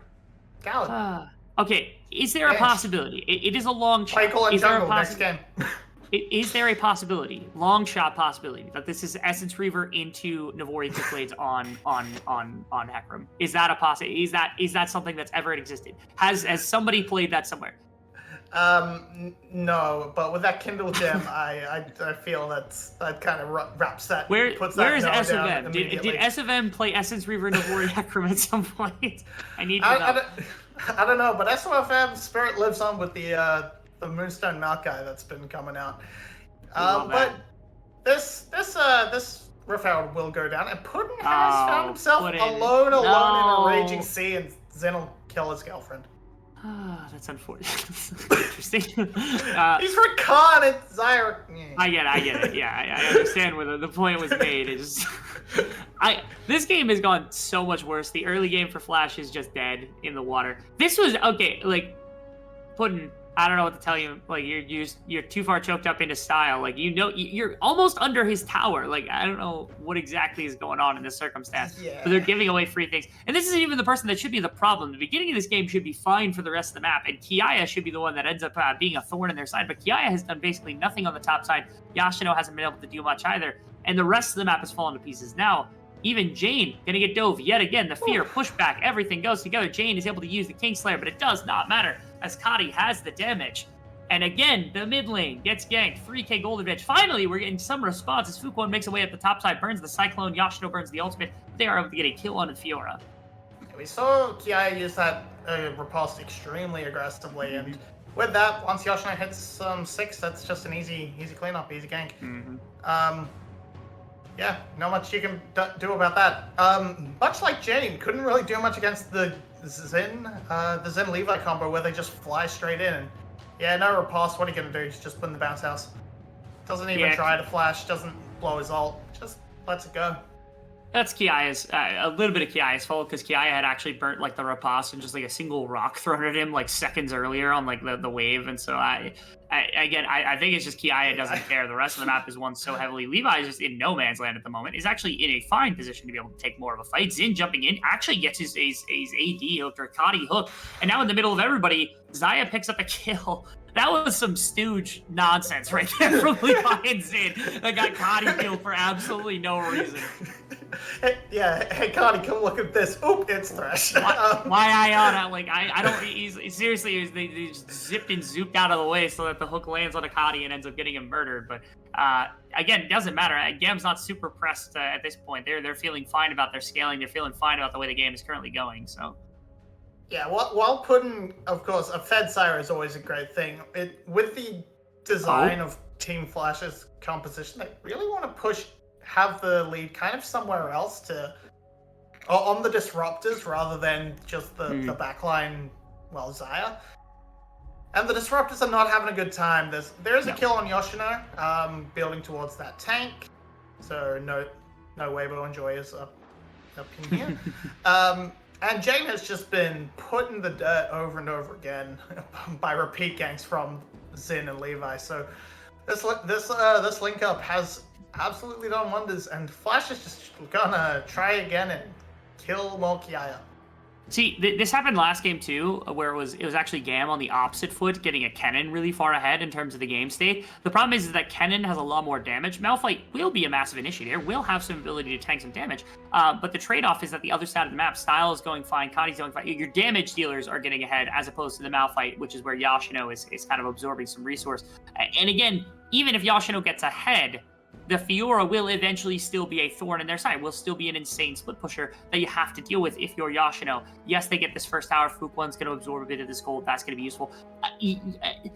Fuquan's down 40 minions. I was going to say 30 because I was like, okay, no, it's actually 41 minions. I'm being a little bit less generous than even I needed to be. Levi is crushing Fuquan. His jungle item's almost done, and right now you still have 15 camps if you're Fuquan before you're even completed with that. Now Zin and Kadi actually coming up here to reinforce as they're going to run after Kiaya. That was a strange W, but I think the point was to try to bait them in as Kadi and Zin are here still. Yeah, I think that was predicting a follow-up from the Unstoppable Force. That didn't come through. Dragon traded for that top lane tower, so it should be... Actually, it's not even a gold league. GAM's lanes are just winning too hard. That jungle difference is just so immense that even with that first brick gold into a Malphite, into a Wukong, it's not really worth all that much, and Style just gets to clean up on the bot side alone, and this is going to be a tanky Veigar. Like, a Malphite can one-shot someone. He can't one-shot a Veigar with Rod of Ages Seraphs. And if Cardi builds another Edge of Night, you probably can't one-shot Cardi either. So, in the end, Malphite just starts to struggle and really needs to be that just wants to be a disruption. And you don't want the gold you don't want that much gold on the disruption. You were kind of hoping it was on Silas rather than Malphite. Mm-hmm. I'm a little. I prefer seeing the spike on 3 items for Veigar, and the way you do that is instead of going Seraphs, you go Rabbit on second, and then you go into Deadman's with a tier in your inventory. And by doing that, you get the move speed, you get a ton of AP, and you've got your Rod of Ages, so you're relatively tanky. Then Seraphs comes later, and you still get a massive spike on Seraphs. Yeah. Instead, it's going to be like 4-item spike, where it's okay, Seraphs is going to get done, and you're going to be strong. Don't get me wrong. Then you're going to get your Rabadons, then you're going to have all your damage, then you get Deadman's, and then you can run around at Mach speed without having to auto anybody. You get your permanent move speed buff, you're basically ghosting, and also still have all this damage to work with. And that's when Style is just going to run the game on his own without anything else. But the scaling items are now completed with basically no issue at all. There has been no contention towards the Veigar this entire game. Almost a fully stacked Seraphs, almost a fully stacked Rod of Ages, 5 more minutes, and certainly those 2 items will be long done. Yeah, we see Flash was actually able to pick up a decent amount of gold for themselves, most of it in that top lane. But yeah, it was matched and overdone by GAM in these lanes that are centered around the dragon, and it has granted them that control. It's a Cloud Drake, which is wonderful for Hecarim. He's gonna love that movement speed. And so is Zin, and these two have been just the core of what has been GAM's lead, and if they're just going to keep getting better and better. Next Rift Herald on the table, that's going to be picked up easily. Kiaya is in trouble. Yep. Yeah. I think just getting it brought down. Okay. Qs and flashes and ults to get away, but he's not going to die. Fuquan's going to try to chase him. Sora's going to be able to find him on the opposite side. Get pranked. Okay. All right. Flash, E, everything coming through. Oh, nope. Fuquan's still not... Okay, Puddin ends up pulling the kill, but they are losing Rift Herald for it. They've just given up complete priority over the Rift Herald pick. And... Oh, actually, I thought they were much further through this. I thought they started it seconds ago. They did not. Instead, they're only just now starting it. That's fine. Might have just misjudged the timer, but yeah. Oh no, this is why. Rip Jane. Okay. They decided to farm a Silas instead. That makes a lot of sense. And double ultimates for it, too. So they just go after it. And Kadi gets the kill, so all your damage is perfectly fine. Now Levi actually just finished his jungle pet with that taking of the Rift Herald, with the Rift Herald in tow as well. We'll just head to the top side and help out Kadi just a little bit more. I don't think they need the Rift Herald for this. Nobody's really coming to the defense of this right now, as this dive on bottom side is Kiaya. Again, getting bullied. Man, leave him alone. Come on. Let him play the game. Wait, okay. I thought that was the ultimate, but it wasn't. It was the lantern coming through. And they end up getting the turret, but it's split between 4 different members. And the exchange is that Rift Herald is still available for topside if they wanted to keep pushing, if they really, really were desperate for it. Instead, Pudding is just going to keep pushing on the bottom side. No one's here to respond. Honestly, drop Rift Herald top, please. Just let Kadi continue to cook. Instead, I'm not sure. Did Levi drop it? I can't see. There's no scoreboard. No, he still got it. Yeah, I think they definitely... What? Okay, I was wrong. They didn't bully Kiaya. Kiaya's a moron. Why are you TPing to this tower? Like, why? In 100 years would you TP to this tower? Yeah, Kiaya bullied himself. And now there's a teleport coming in from Jane and from Yoshino. This is a good pick on a style who just went in too early. Expecting more people, I think, to be here ahead of time. Pudding is going to go down really, really quickly to Kadi, who's going to jump in on the backside of this fight. That's a 2 for 2 so far, as Kadi's going to try to clean up more. Yoshino is able to walk out really easily. Sora's able to pull somebody out as well. But now Levi's in the midst of everybody, and that is not a person you want to be in your backline. Sora's going to get brought down. And what looked like a decent fight for Flash at the beginning of this one ends up being a terrible, as it is a 5 for 2. Kiaya is going to be gifted back something. Thank you. 2 kills to Kiaya. The Fiora's back online, baby. Woo, that's a 5 for 1, baby. 5 for 2, sorry. Zim did die. Yeah, that's kind of like, you killed the Vega, you killed the bot lane carry, but Levi is so damn fat. He just runs through the whole team. And yeah, Star just gets caught out immediately and dies. They just ignore Fook 1 to go murder Puddin. And from there, yeah, they still have Kadi. Kiaya gets to join, and Levi is taking no damage, man. Jane is too far behind. Puddin was the only real damage, and with Puddin targeted out, yep.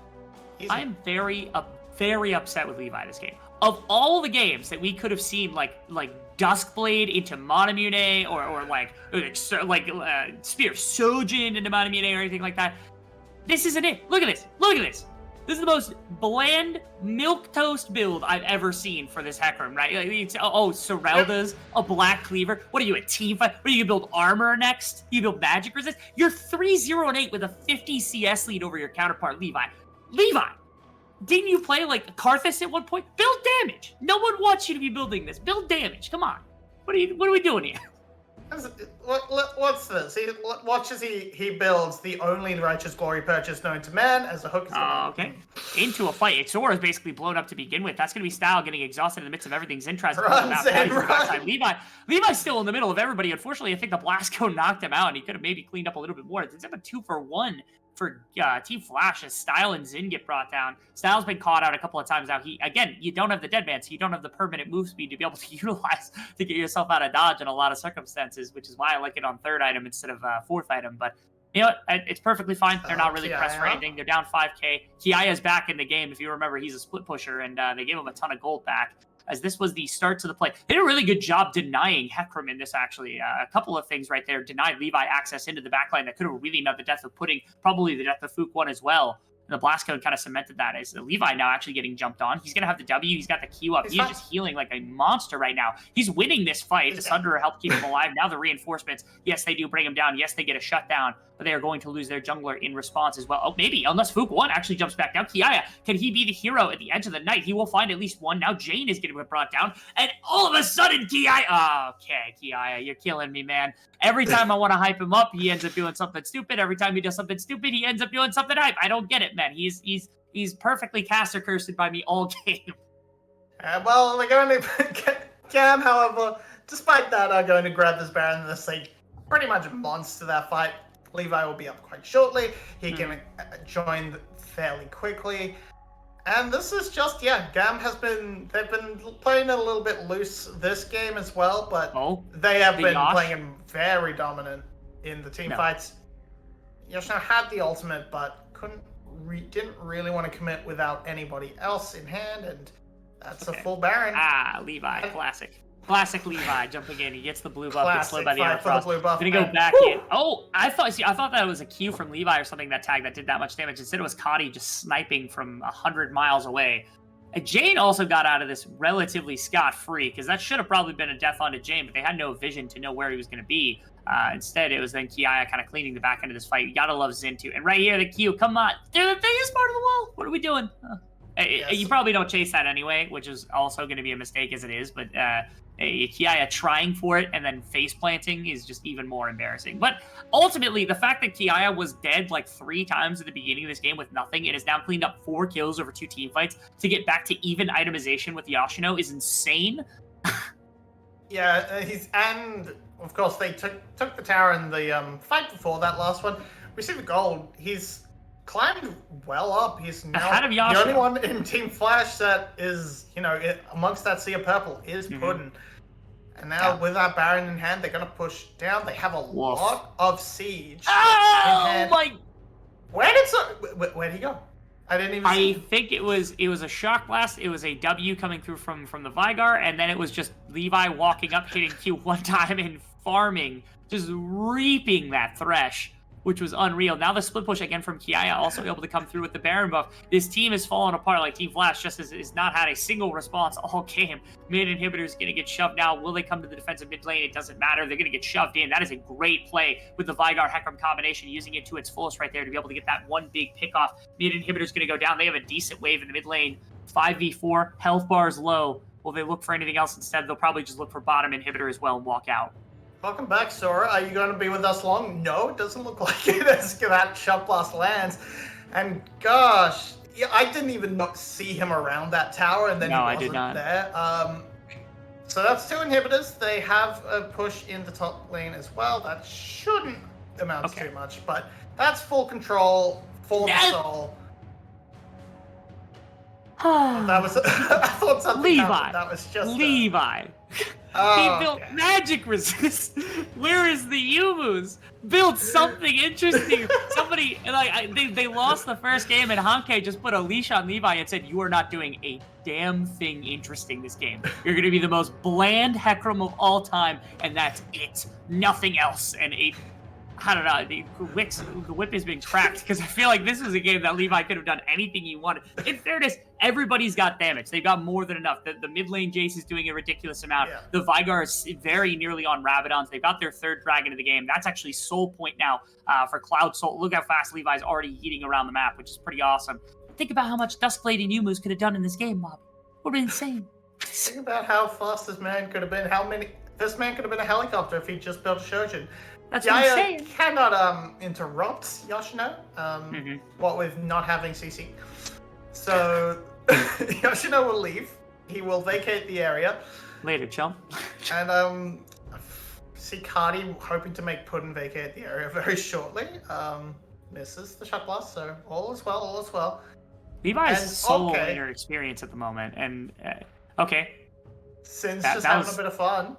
The call the speed up. I was waiting to see whether Gam's going to do anything. Now Fook 1 tries to flash in, get something. Style with an amazing cage actually forces out so much defense from the side of Team Flash. And no, nothing has happened quite yet. No ultimate to come through from Yoshino to tag on anybody important. And that's 1 down on the front end of the fight. Everybody else half health. And Style's able to catch Fook 1 in the middle of a cage as well. That's going to be another dead member of this team. Man, what are you doing? Like, what do you do to respond to this? Cotty's still dropping damage in the middle of everybody's. Style still messing around, and that's going to be another Nexus tower down. That's going to be the Nexus down 24 minutes. We're not messing around. This game was half of game number 1, Bobby. Half of what happened in game number 1. Damn, this is what we were expecting from them. And even with a similarly goofy composition, that looked a lot better. I loved these champion additions to the pool of GAM. Yeah, that was a much cleaner showing from the side of GAM. That Hecarim, of course, well practiced by Levi. He lived through the Hecarim Udium. Of course he can play Hecarim. Definitely a lot nicer, a lot cleaner. They still had the moments of goofing off, but you can just see they pretty much down and to the right. Cotty. just doing so much damage on this Please, Jace. please with ban the it- Jace. With it also being 4-0 in the top lane, I think just ban the Jace. Please ban the Jace. Yeah. What are you giving up though? Are you giving up Varus? Varus isn't that strong this I don't patch. care. Give it You've up. been picking Yeah. Xayah. Like, you got Xayah. Like, you don't worry about it that much. Like, Varus is strong, but not Yeah. that strong. Get rid of Jace. It's doing Yeah. so much. Oh yeah, Cardi's absolutely slamming it down. Zin on Rakan just looked so much better than on the Lulu. He was having so much more impact. And that, I mean, what supports having more impact on Engage. It's pretty common for a lot of sports, but yeah, I think we just you need to get rid of that Jace for Flash and try and drag it out like you did in that first game, because you took it late and you took it home. It was an exciting game number 1 coming through from Flash. That game 2 does not inspire hope by any standard whatsoever. We'll see if they can take it back to game number 1, extend it into 50 minutes, and take some sort of team fight, or if GAM will continue to kind of run the fate of Team Flash here as game number 3 on the way. We'll be back in just a couple short minutes.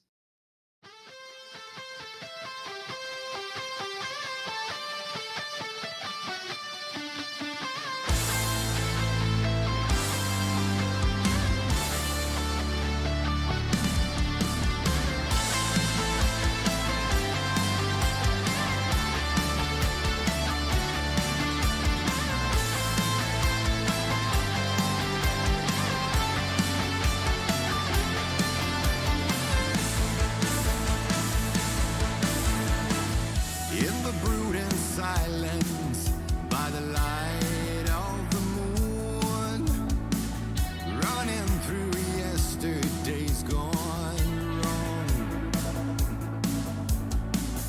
Plant a seed of violence, it's the same old tune. Lay out the ravages of love, and it cuts so deep that the fool in you is me, but he pays to see the unholy cast a disharmony. Bittersweet revelations, let the mirror come alive. Glorified sensation, your name in the headlines. Whoa, revelations, salvation is poison we mystify.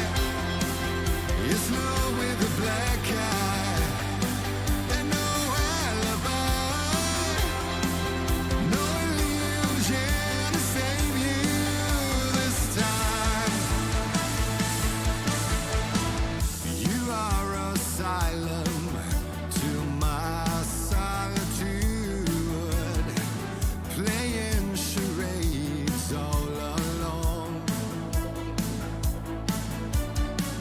You are a siren where I lay marooned.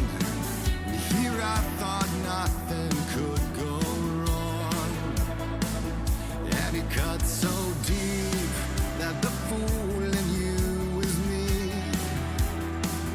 but it pays to see the unholy cast a disharmony. Bittersweet revelations, let the mirror come alive.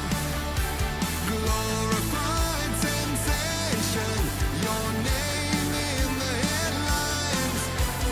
Whoa, revelations, salvation is poison we mystify. It's love with a black eye and no alibi, no illusion to save you this time.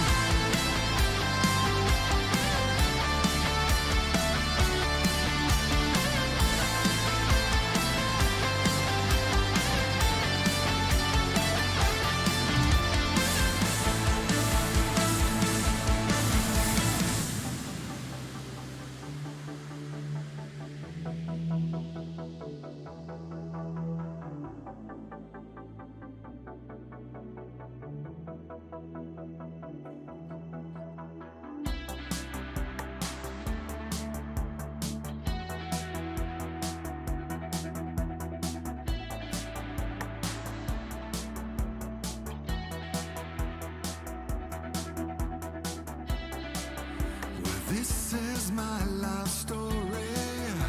My fingers to the bone.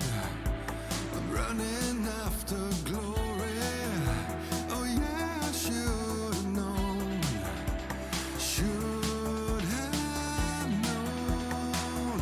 Yeah, I should know by now.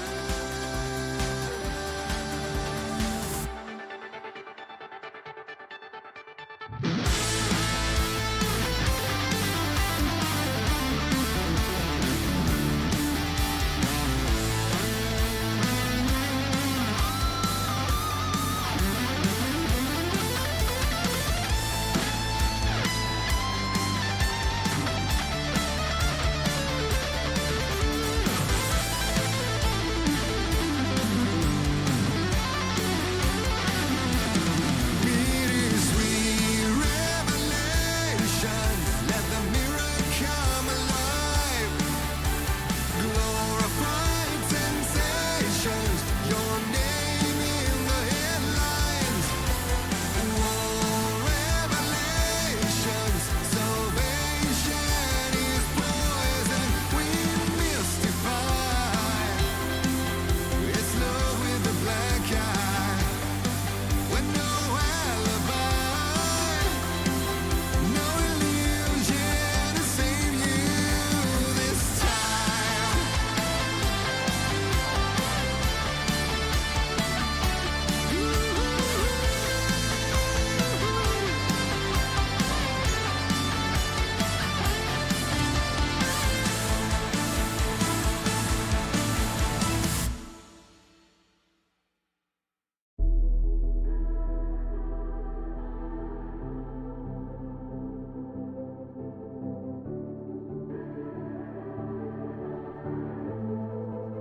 Legends never die when the world is calling you. Can you hear them screaming out your name? Legends never die, they become a part of you.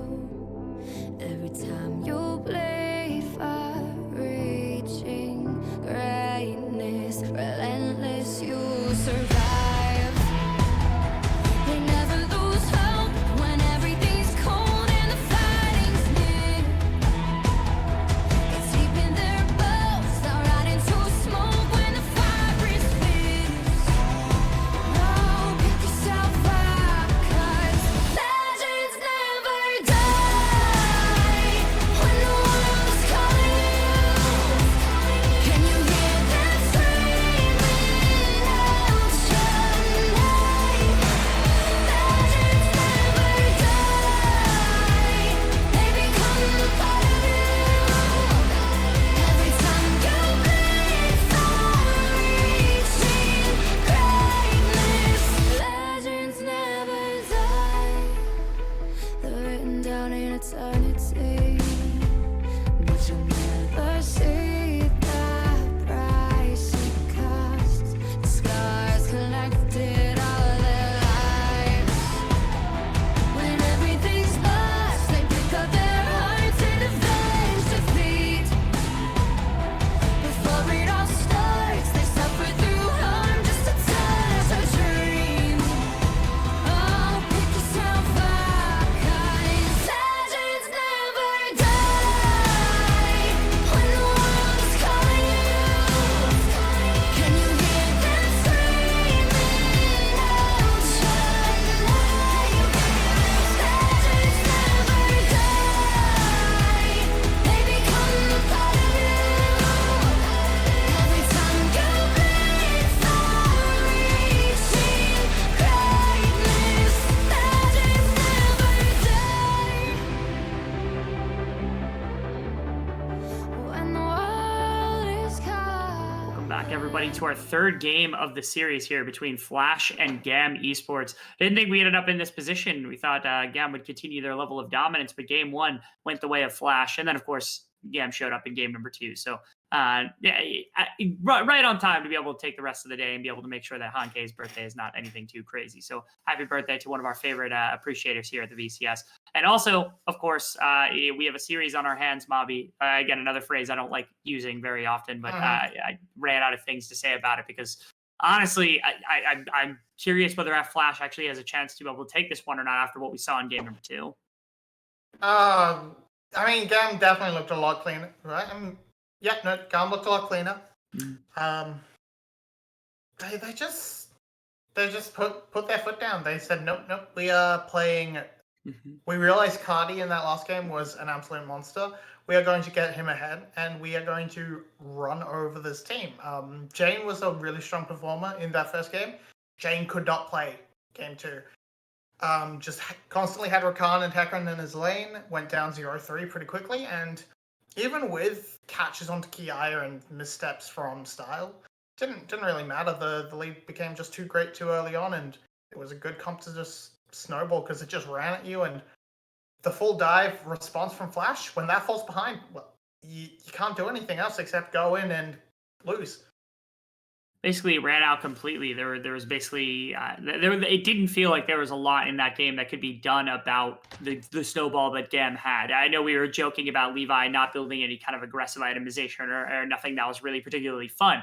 But honestly, it didn't matter what they had built because truthfully, in the grand scheme of things, they were so far ahead that it didn't really matter. Like they had such an insane advantage that it felt like there was no way for Flash to ever find a way back into that game. So now, how do you actually slow down this game? First off, it feels like bottom lane is one that has to be put more priority. Like Vigar made sure that bottom lane was not falling to pieces at all. Vigar was doing perfectly fine in the beginning of the game, and there's no way to accelerate Putin, who is kind of the hero of game number 1 in a lot of ways. So do you just have to find a way to aggress? You have to defend that? Do you ban Jace? Like what is it exactly is your strategy to try to slow down and make sure the pacing of this game does not like overtake you here if you're Flash? I feel like going for those big scaling options like the Scion, like the Aphelios were good starts, but you also wanted to try and force the same to come out of GAM. You want to slow them down, and I'm beyond trying to force an enchanter and not these lane dominant or big roamers from Xin. I think trying to force him onto something a lot less high impact in the early game is the way to go. I don't know how you can do that, except maybe trying to bait them into wanting to play Lucian Army or along those lines, but they've ignored that. Pretty much all split, I think. Yeah, they played one game of it, and I mean, they did win, but that doesn't really say a lot about GAM. So they just, I think trying to push them onto much more late game options. Maybe let the Wukong go through. Sure, it's by far Levi's most played, but it's not the strongest early game jungler. It sort of wants to fall back and wait till 6. Push and try and get Cardi onto a control mage. Ban Jace for sure. That's been a monster in the series so far, and of course that's still flexible. So yeah, ban some of the early game champions and try and hope. Try and force GAM to go late because you've managed to play the late game map very well. There's also a handful of champions that we still have yet to see that to me rose up super high on this patch that like have not yet reared their heads. So the big one in my main was LeBlanc, and I know I saw the meme game of like the Blade of the Rune King top lane, which was really funny, and it didn't do very well. It was like 1-1-0, nothing like that. No. But like the poke LeBlanc feels like nobody has found a response to it that works consistently yet. I'm surprised we haven't seen that even a little bit yet. We get the immediate play coming through here. It is a Wukong B1. The Jace was sacrificed. The Varus was not. They decide not to ban Wukong either, and they just give Levi his number 1 jungler in exchange for Vigar themselves on the side of Team Flash. So they banned Zeri, they banned Jace, that means Lee Sin and Jax are in the pool. So Fook could just lock in the Lee Sin right now. I think that's a completely fine option. Vi is also around. Lots of options. Going to settle on Sejuani.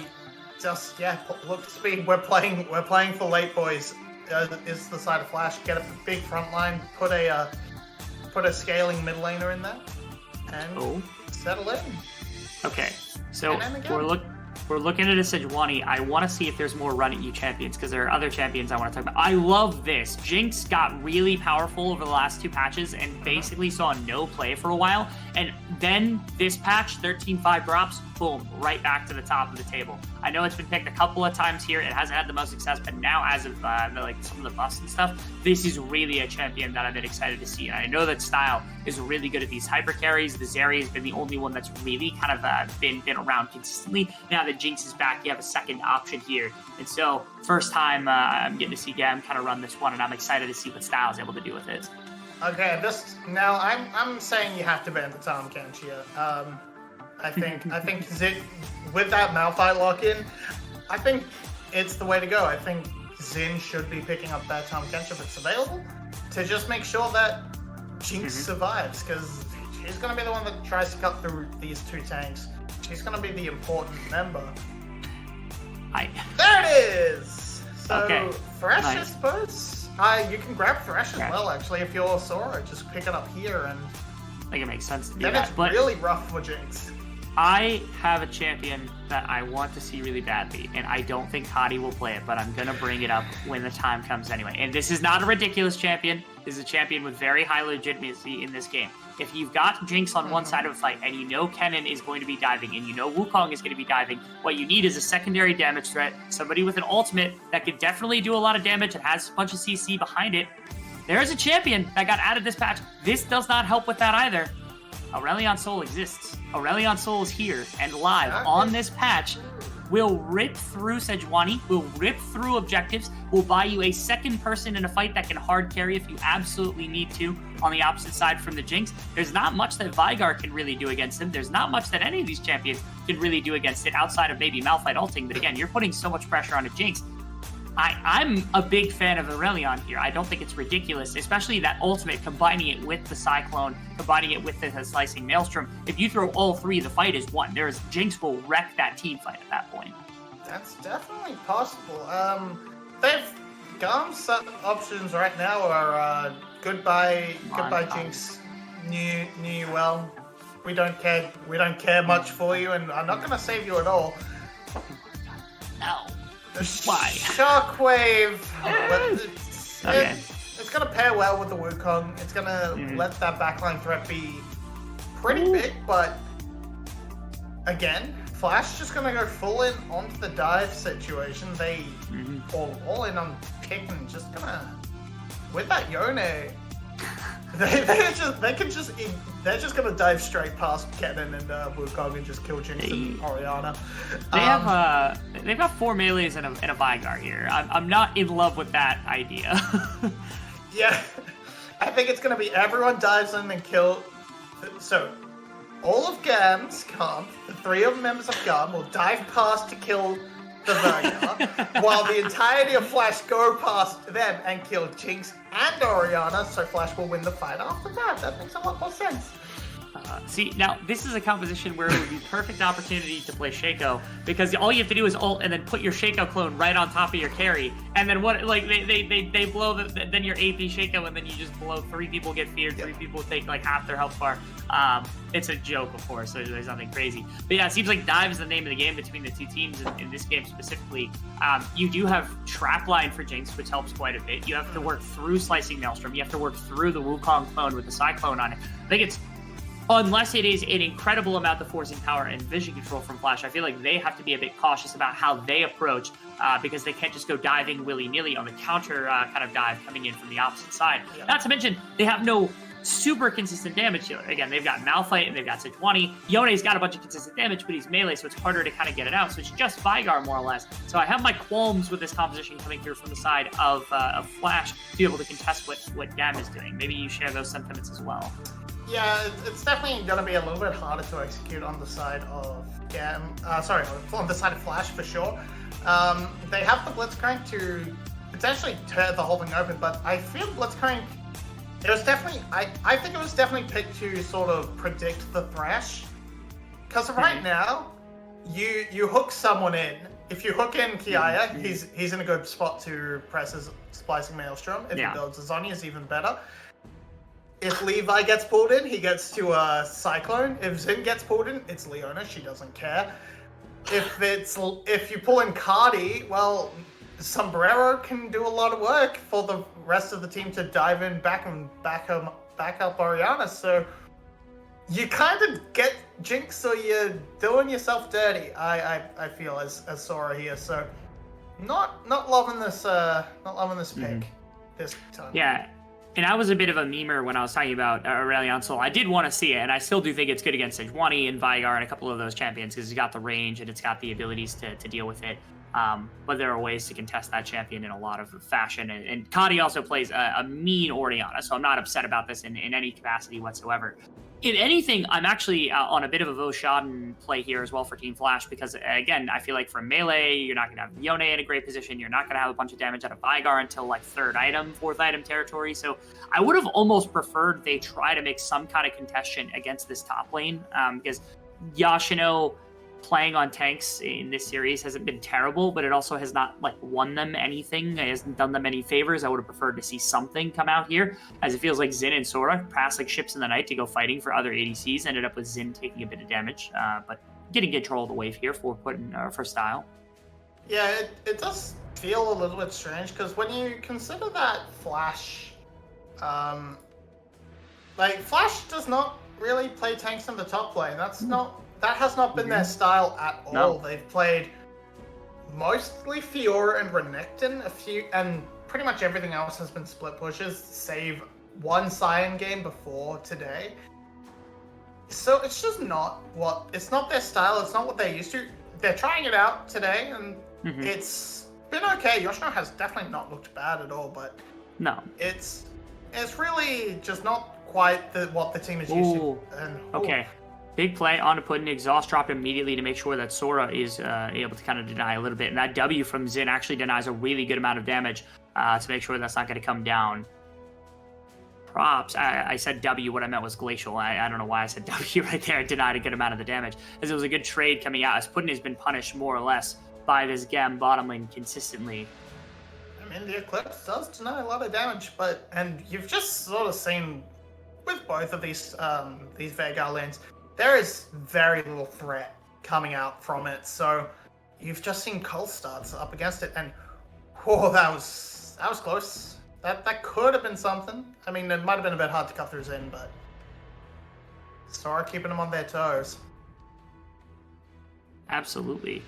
The one combination that they do have going for them is like in this mid jungle combo between Jane and between Fukwon, they've got a good amount of CC and they've got a good amount of early game damage to fight with against Levi's Wukong if they really wanted to. And I was anticipating something as a dive on bottom side. Style's kind of low. They have to be a bit careful here. So that's going to be an Event Horizon kind of being thrown down around the turret. Sora's going to be able to get something. Style excited. He's able to get that to the other side of the fight, but it's going to be a kill just traded over to Veigar. It is first blood. I mean, they do get first blood. That's a flash from Levi. That's a fumbled play from GAM. Like, I don't know how else to describe it. Yes, they get first blood. Yes, they get it on the Jinx. I don't know that was worth. Yeah, Style just simply too low. The one tower shot was that was kind of all the damage he took. Yes. In that play, just the tower shot. But because putting in autoed him is what happened. Yeah, putting an attack to Melius and slash maybe an auto, and that's enough to get the kill over. And then you actually Styles.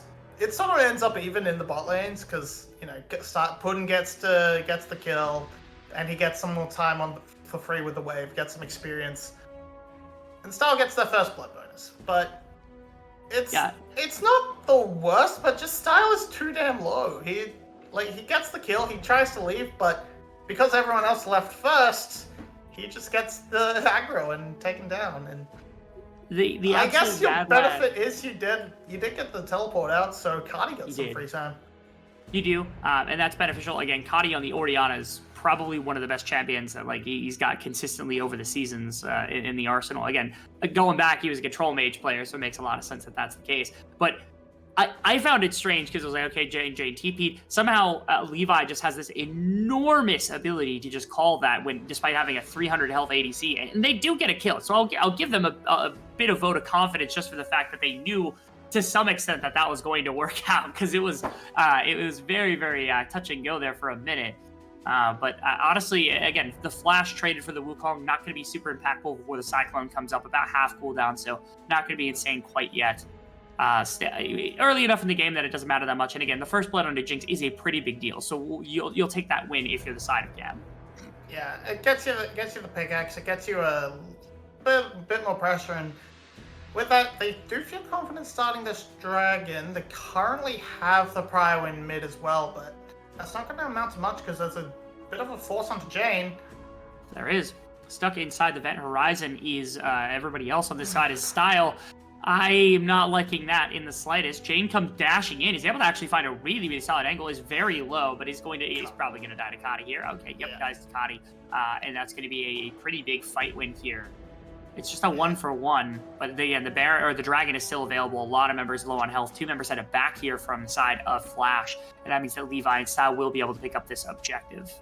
Yeah, grabbing supports traded, and then Jane he can get in, he can get the kill, but he can't get back out again. As it's a nice engage from Xin. He's able to tank so much damage, and even through the exhaust falling onto Levi, kind of just doesn't help there. And Jane commits everything. He has to use the Flash to actually finish off Xin, and this is okay. Fight on the opposite side. They're trying to stop the dragon, and they are going to be able to pull Kati in, which is a decent kill. So, I mean, it is the dragon for the side of GAM. It is another kill going to the side of Team Flash. They get something back. They end up equalizing, I think, the kill count after all things are said and done. Style is still loaded with gold at the moment. I think Fook1 really wants to punish them for staying here if they're going to decide to push out this wave just a little bit, as that is Sora, who is just walking through Xin right now. That was a lot of health unnecessarily traded right there. And now Levi with the Cyclone as well is going to be here to contest to make sure that Fook1 is not able to make any sort of aggressive movements. Again, is it another massive play where Style is on basically like a third of the health bar? Because Jane is here, ready for the dive, doesn't have the ultimate, but the wave is crashing. See if anything else can come through. Sora getting a hook is a big one. That's a nice hook! What an absolute laser from Sora to be able to find Jinx right there. Oh my goodness! I want to talk about absolutely fantastic, but that was a full map play essentially from the side of Team Flash. Kati teleported to lane, so Jane went down to match, and we saw in the top lane you could see Kiaya back away so he could try and reset and teleport in if necessary. If you just look at the minimap, he's trying to back, and then Yoshino will ult on top of him, force a flash, and I mean, in the end, it doesn't really make that much of a difference. The hook was too good, but wanted to stop the ability for Kiaya to try and impact that play in any way. Yeah, one of the biggest issues with this is that right now, even though Team Flash now has a kill, now has a couple played off the bottom side, and you've got gold inside your Jinx, this Yone is getting wrecked. Right now, 80 CS, it's 9 CS per minute right now at the beginning of the game. It's actually closer to 10, given that you start farming at a minute and a half here for Kati. So the Orianna is feeling great in this game, and you have done nothing about it. Jane is just getting absolutely bullied. Well, look at that. They're doing something about it. They jump onto him from that Raptor pit, and that means that Jane is going to walk away with another kill. Caster Curse again, my bad, mid laners. I've been doing it to both you all series, but look at that. Team Flash finding ways to fight back, finding ways to slow down the pace of the game. You think you have an advantage in mid? Nope. Hey, that's Jane going to recover nicely from that. Yep, that's going to be traded essentially for the Rift Herald, but unless Levi can actually really find that use for it and trade the plates, that is going to be just a really nice pickup, and has the opportunity as Yoshino will get out, as it looks like Levi was going to try and stop him. Oh, sorry, not Yoshino, Sora. Now the Rift Herald is going to be dropped on top of Yoshino. Okay.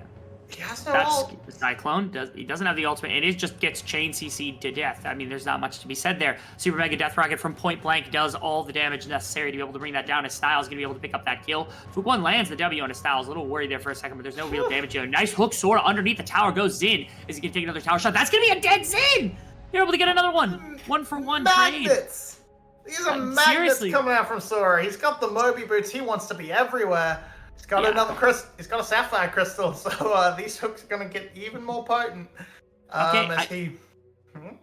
I don't think I've ever had a champion that Sora I've associated with to like be there. Maybe the Blitzcrank is his champion, right? Like you think about the best supports, and you think about what champions they're kind of defined on. You think about Alistar's, you think about Nautilus's, you think about Threshes for a lot of the kind of better members. I don't think Sora's ever been good enough for us to give it to him. I think Blitzcrank's his champion. Blitzcrank, these hooks have been nasty over the last couple of games.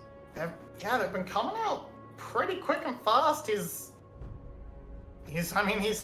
he picks up this game, if he gets the 2-0 on Blitzcrank over GAM, yeah, that's it. Sora will be the Blitzcrank champion of the VCS. That's all we can say.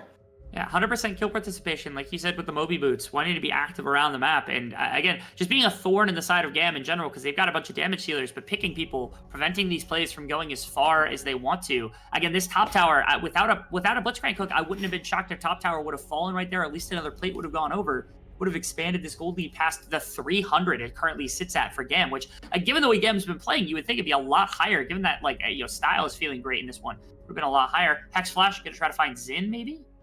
No? And maybe currently just kind of want to just keep the pressure off for Jane, because Xin and Cardi could have found, like, if Xin goes in with the ball on top of his head, shockwave, etc., maybe Jane falls there, but want to keep the pressure on. Oh. Veigar is slowly putting together enough to push back the wave and contend, but it still feels like he will be second fiddle to Jinx in these fights around the dragon. So I think this one you can give to GAM, or you can... Oh, okay. Attempted hook coming through from Sora. Doesn't actually hit it. I think it was a Hex Flash that came through right there that it was not able to grab it. That would have been a massive play right before the dragon spawns, as GAM already has the first one. This should get them their second of the game.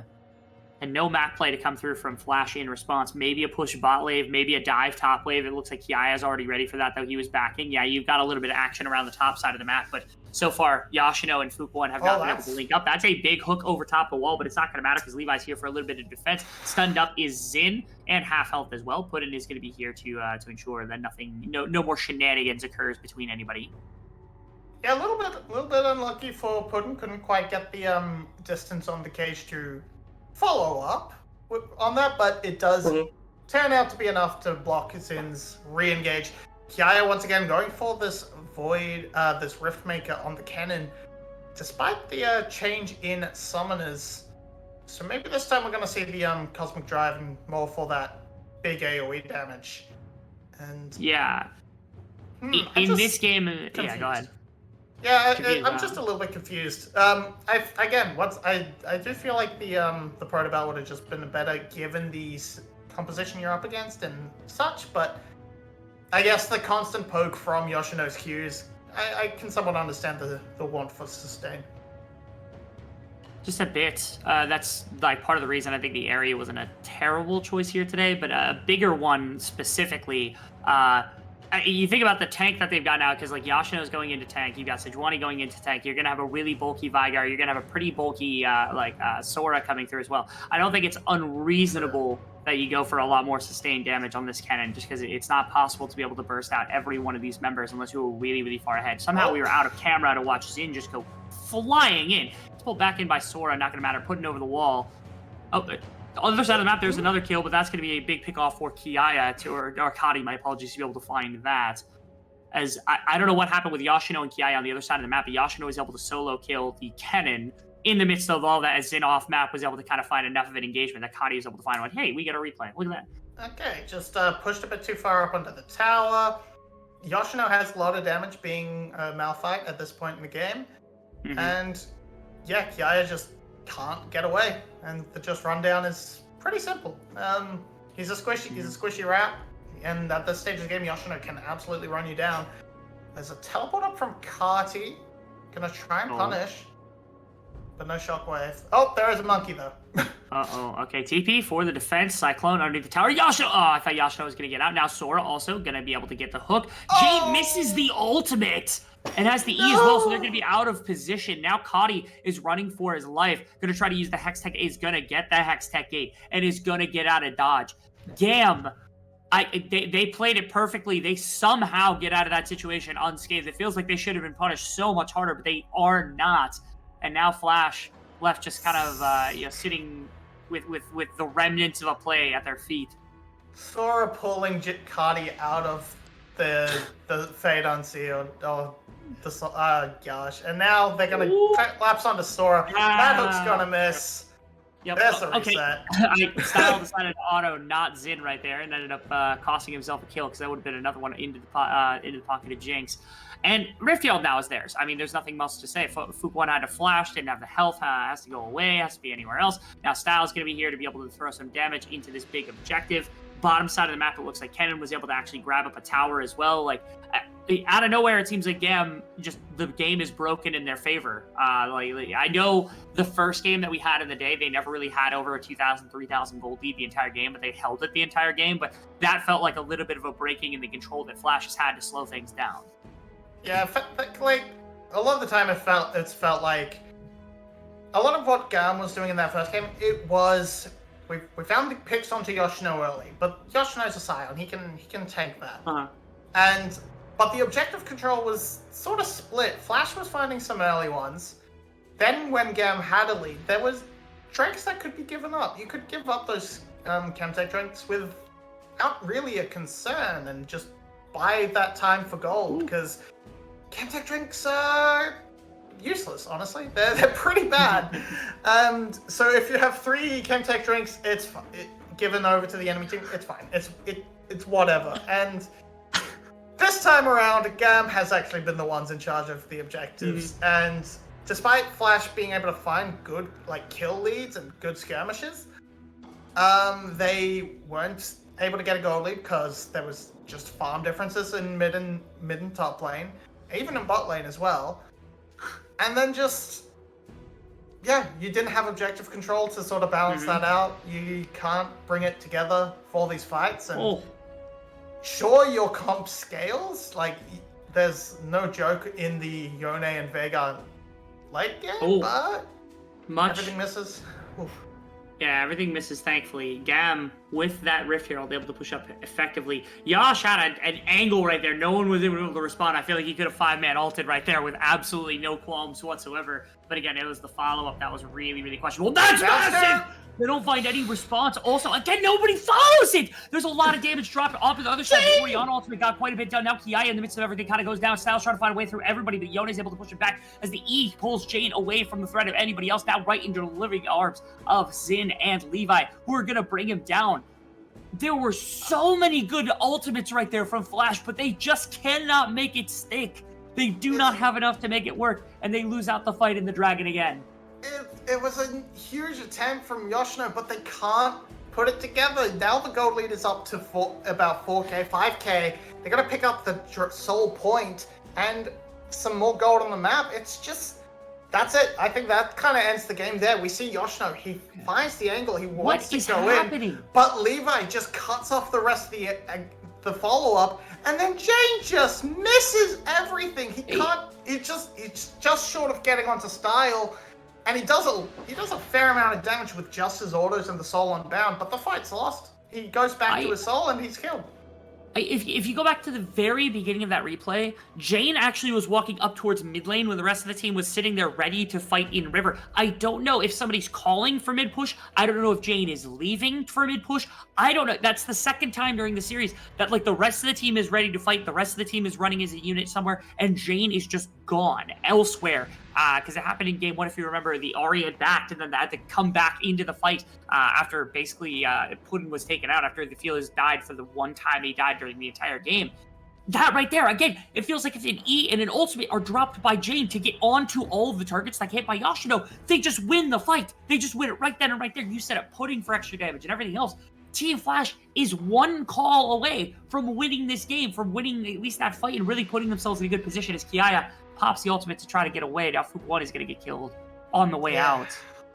Yeah, they couldn't push the wave fast enough. They couldn't get in position to find that dive.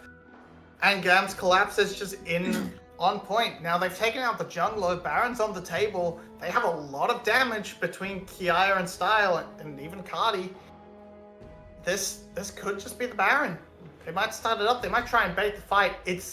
There's no Yoshino ult either? No. This is just... Okay, that might big cancel it. That I really liked quite a bit. Levi does get pulled in, but he has got more than enough damage to deal with Yoshino and Sora on the other side. That's going to be very easy for Style to clean up as Jane is stuck in a weird position. Puddin's going to get done down as well, as there's nothing much for this Fire to be able to do. It took like 5 minutes of time. It feels like at 15 minutes, this game was basically either way could have easily gone. And now it's so easy for GAM to walk this one in. 6,000 gold advantage, 3 dragons, Baron buff now readily available. Yoshino doesn't have ultimate, does have flash, but not going to matter. Now you have Fook 1 back. You're going to have to steal it if you want a chance of anything. Yoshino did get a solid wraparound, but again, the ultimate's not there. The flash is what's there, so it doesn't really matter. Kiai is going to get pulled away at least a little bit. Fook 1's got to find a way into this pit. Oh, that's a great grab to be able to grab at least Zin out of the pit. There's no way to deny Fook 1 kind of entrance now if you really wanted it to. Flash to get away from Kiai. That is disastrous. I feel like, that's terrible. That's GAM just, I think, winning the game more or less. They're up at 8,000 gold. They're gonna break another tower. Like they just took the game right there. Yeah, the Baron in pocket, that's so much more extra gold because they just won that fight. They went straight back into the Baron. That's now 3 big ticket items picked up for the side of GAM. Seraph's, a lot of Dominic's regards, and a Void Staff. This is kind of it. Yeah, they're just so far ahead of...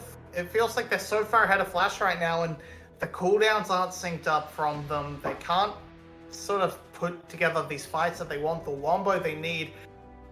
And now it's just GAM constantly calling the shots. Jane will probably die here. Very much so. He has to go back at some get him point. out anywhere. Yeah, he's just gonna die instead. And again, this is the upsetting thing about Flash, because Flash pulls out a series like this against GAM, our #1 team, and people will look at this and be like, oh wow, it's really nice that they took a game. No.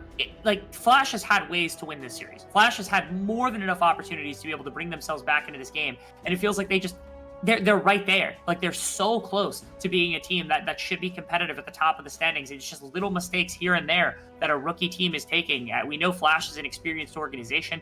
They're a few years out from having taken a championship, as Levi getting run down by 2 big tanks and actually kind of winning this fight. Levi won. Double ultimates, double tanks. Does not matter. Levi's too strong for them to actually deal with. Now going to run at Fook 1 and see if he actually gets something. He's going to be able to jump onto him. Don't know if he's going to be able to clear the wall. We'll have the clone back soon enough here. Sora is just going to get... Oh my goodness. Wrecked. There's no other word for it. Wrecked by the combination of those 3. And now a flash forced out from Puddin as Kadi was trying to find him right there. Nice rocket from Style. Picked up a big kill. And again, the game is disastrous. The game is lost. Team Flash has no way back in.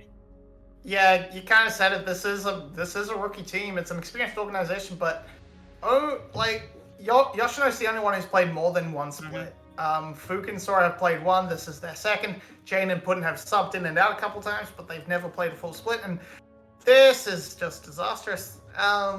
Yoshino's not strong enough to really fight. They do a lot of damage, but between those more activation and what is that all? That from Yoshino was I was gonna Levi was invisible. I made so my noise. I'll give him an ounce of slack, but like it's so rough. And then this is what we missed on the other side. Zin was able to TP in and actually able to find a kill against Fook 1, as well as that top side play going so disastrously as everybody went down except for Puddin, who had to flash. Now 13k gold. Now Mountain Soul is going to be available. 2 inhibitors down. They're pushing on bottom side. Game's going to be over. Again, it felt like Flash had a way to win this, and it's really unfortunate that they weren't able to capitalize on it. We're waiting for them to clean up those last few mistakes. Maybe, again, I'm hoping that they're not relegated, that there's no chance of relegation here, because I think that this team has a lot of potential growth. They've got really good players, and they're kind of showing up in spades in their first real split of action as like a cohesive unit. And so I'm excited to see what they're able to build on, because I feel like this team is one bit of development, just a little bit of kind of progress away from turning into a team that's going to be competitive in the middle or top of the table. It's just right now, haven't been able to put it together this split into the bits of everything. Zonia's for Zin, as Yoshino is just going to get brought down by all the remaining. Nearly goes down. It's not his ticking, but he's going to get back into his own fountain. So it'll be nothing crazy. You're going to have to mount a defense around these towers. There's no Baron buff, but there's 2 massive waves coming in. Style is still untouchable at the moment. Technically 4v5. Okay, we'll see whether or not there's anything to do. Nexus Tower is going to go down to just the rockets of Style. Style continues to just laser everybody with an unrealistic amount of damage. Now, another wave crashing Siege Minion You gonna have be to here. go.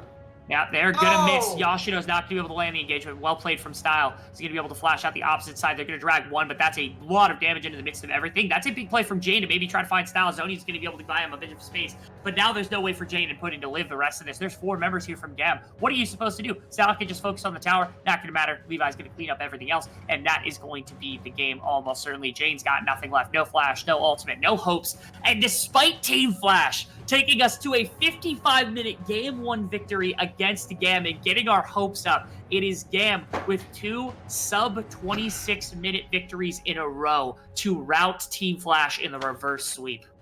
Happy birthday, Hanke. They made you sweat a little bit, but they bring it home in the end. Yeah, they've tried a few different strategies, a few different things. The Rumble in the jungle, the Hecarim, and this cannon, and it's some looked better than others. They all looked definitely viable as viable options, but yeah, the first game kind of got out of hand for them, but these next 2 were a lot cleaner, and I think that's pretty much all we can really say for GAM. They were first place. They were 7-0 coming in. We kind of expected them to win. They didn't look as clean as they could have, but you know we kind of said they've been out celebrating with Hanke, perhaps taking a little loose. We've also had this. We've had this criticism of GAM for a long time that like they always play their meta and then they don't play any of the new stuff. And so this is the first time I've ever seen GAM just like hard pivot on a meta. They're halfway through the split. They're currently champions. They're currently winning by a pretty decent margin. I think they're 2 games ahead now, 3 games ahead of every other team inside the league, unless depending on how the Cerberus series goes. But like the fact that they're trying things like this, I'm really happy about, even if it does mean that they look a little bit shakier. If they're practicing this for playoffs, for MSI, for all these kind of avenues, I really like it. I prefer this from GAM, to be quite honest. Oh yeah. I definitely kind of like it when a team, especially in a minor region, if you're this dominant, you just sort of experiment a little bit. Don't get locked in your ways and then go to MSI and then just get rolled because you've been playing the wrong thing all this time, but no one else can stand up to you. But for the side Team Flash, I don't think this team should hit relegation. I don't think they're going to be playoffs contention. There are just a few too many good teams in the league, but I still think they should be better than Team Secret. They're definitely better than Box Esports, and that should get them out of relegation zone at least. Of course, Secret has their new jungler. We'll see if Kian can turn it around. Yeah. But if they're sitting in 5th and 6th, that's better than I was expecting for them coming into the split, to be honest, and that's fine for me.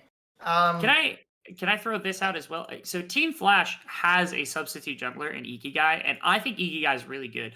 Would you be admissible to them to try Ikigai in this split, given that like you know that this team is talented? I don't know how pivotal Fukwon is to a lot of their strategy, but to me, I'm not going to call Fukwon a weak link. I don't think Fukwon has been playing as bad as even like the last couple of splits. I think Fukwon's had a much better split this year than we've ever seen.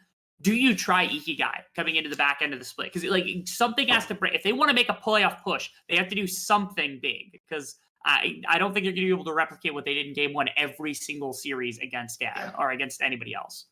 I feel for this split, perhaps if you find a game where it's not really going to matter towards the very end, or where positions are locked, or like maybe up against Box Esports, I wouldn't mind seeing a try on Ikigai. What I do think is important is the Jane and Fukwon have been playing together for years at this point. So keeping that synergy, maybe come summer, if Ikigai is out doing him in scrims, try there. But I think for the split, Fuk might just be the way to go on synergy alone, really. Yeah, if you're trying to keep the team as one cohesive unit, that might be the play. If you ever shift into top side, I know Yashino has played with Ikigai in the past as well. So it's like, okay, if you want top lane focus more than mid lane focus, then like maybe that's your option. Is like, okay, we shift to Ikigai, we go standard mid laners with Jane, just let him kind of sit there and stew a little bit, and then leave everybody else to their own devices. For a Flash team, I think us talking about a team that's this many rookies, this fervently and with this kind of passion, I think it sparks a lot of hope for them. They are currently now at the bottom of the table. They're tied for 7th with Team Secret. I think with that, they're slightly ahead because they have fewer losses. But we'll get a chance to see how everything else develops. We got one more series on the day, so we still have another best of 3. Saigon Buffalo, sitting in 5th place right now, has a chance to upset and get past SBTC to get into playoff consideration if they beat our number 2 team in the league in Cerberus Esports. Stick around. We'll be back in just a little bit.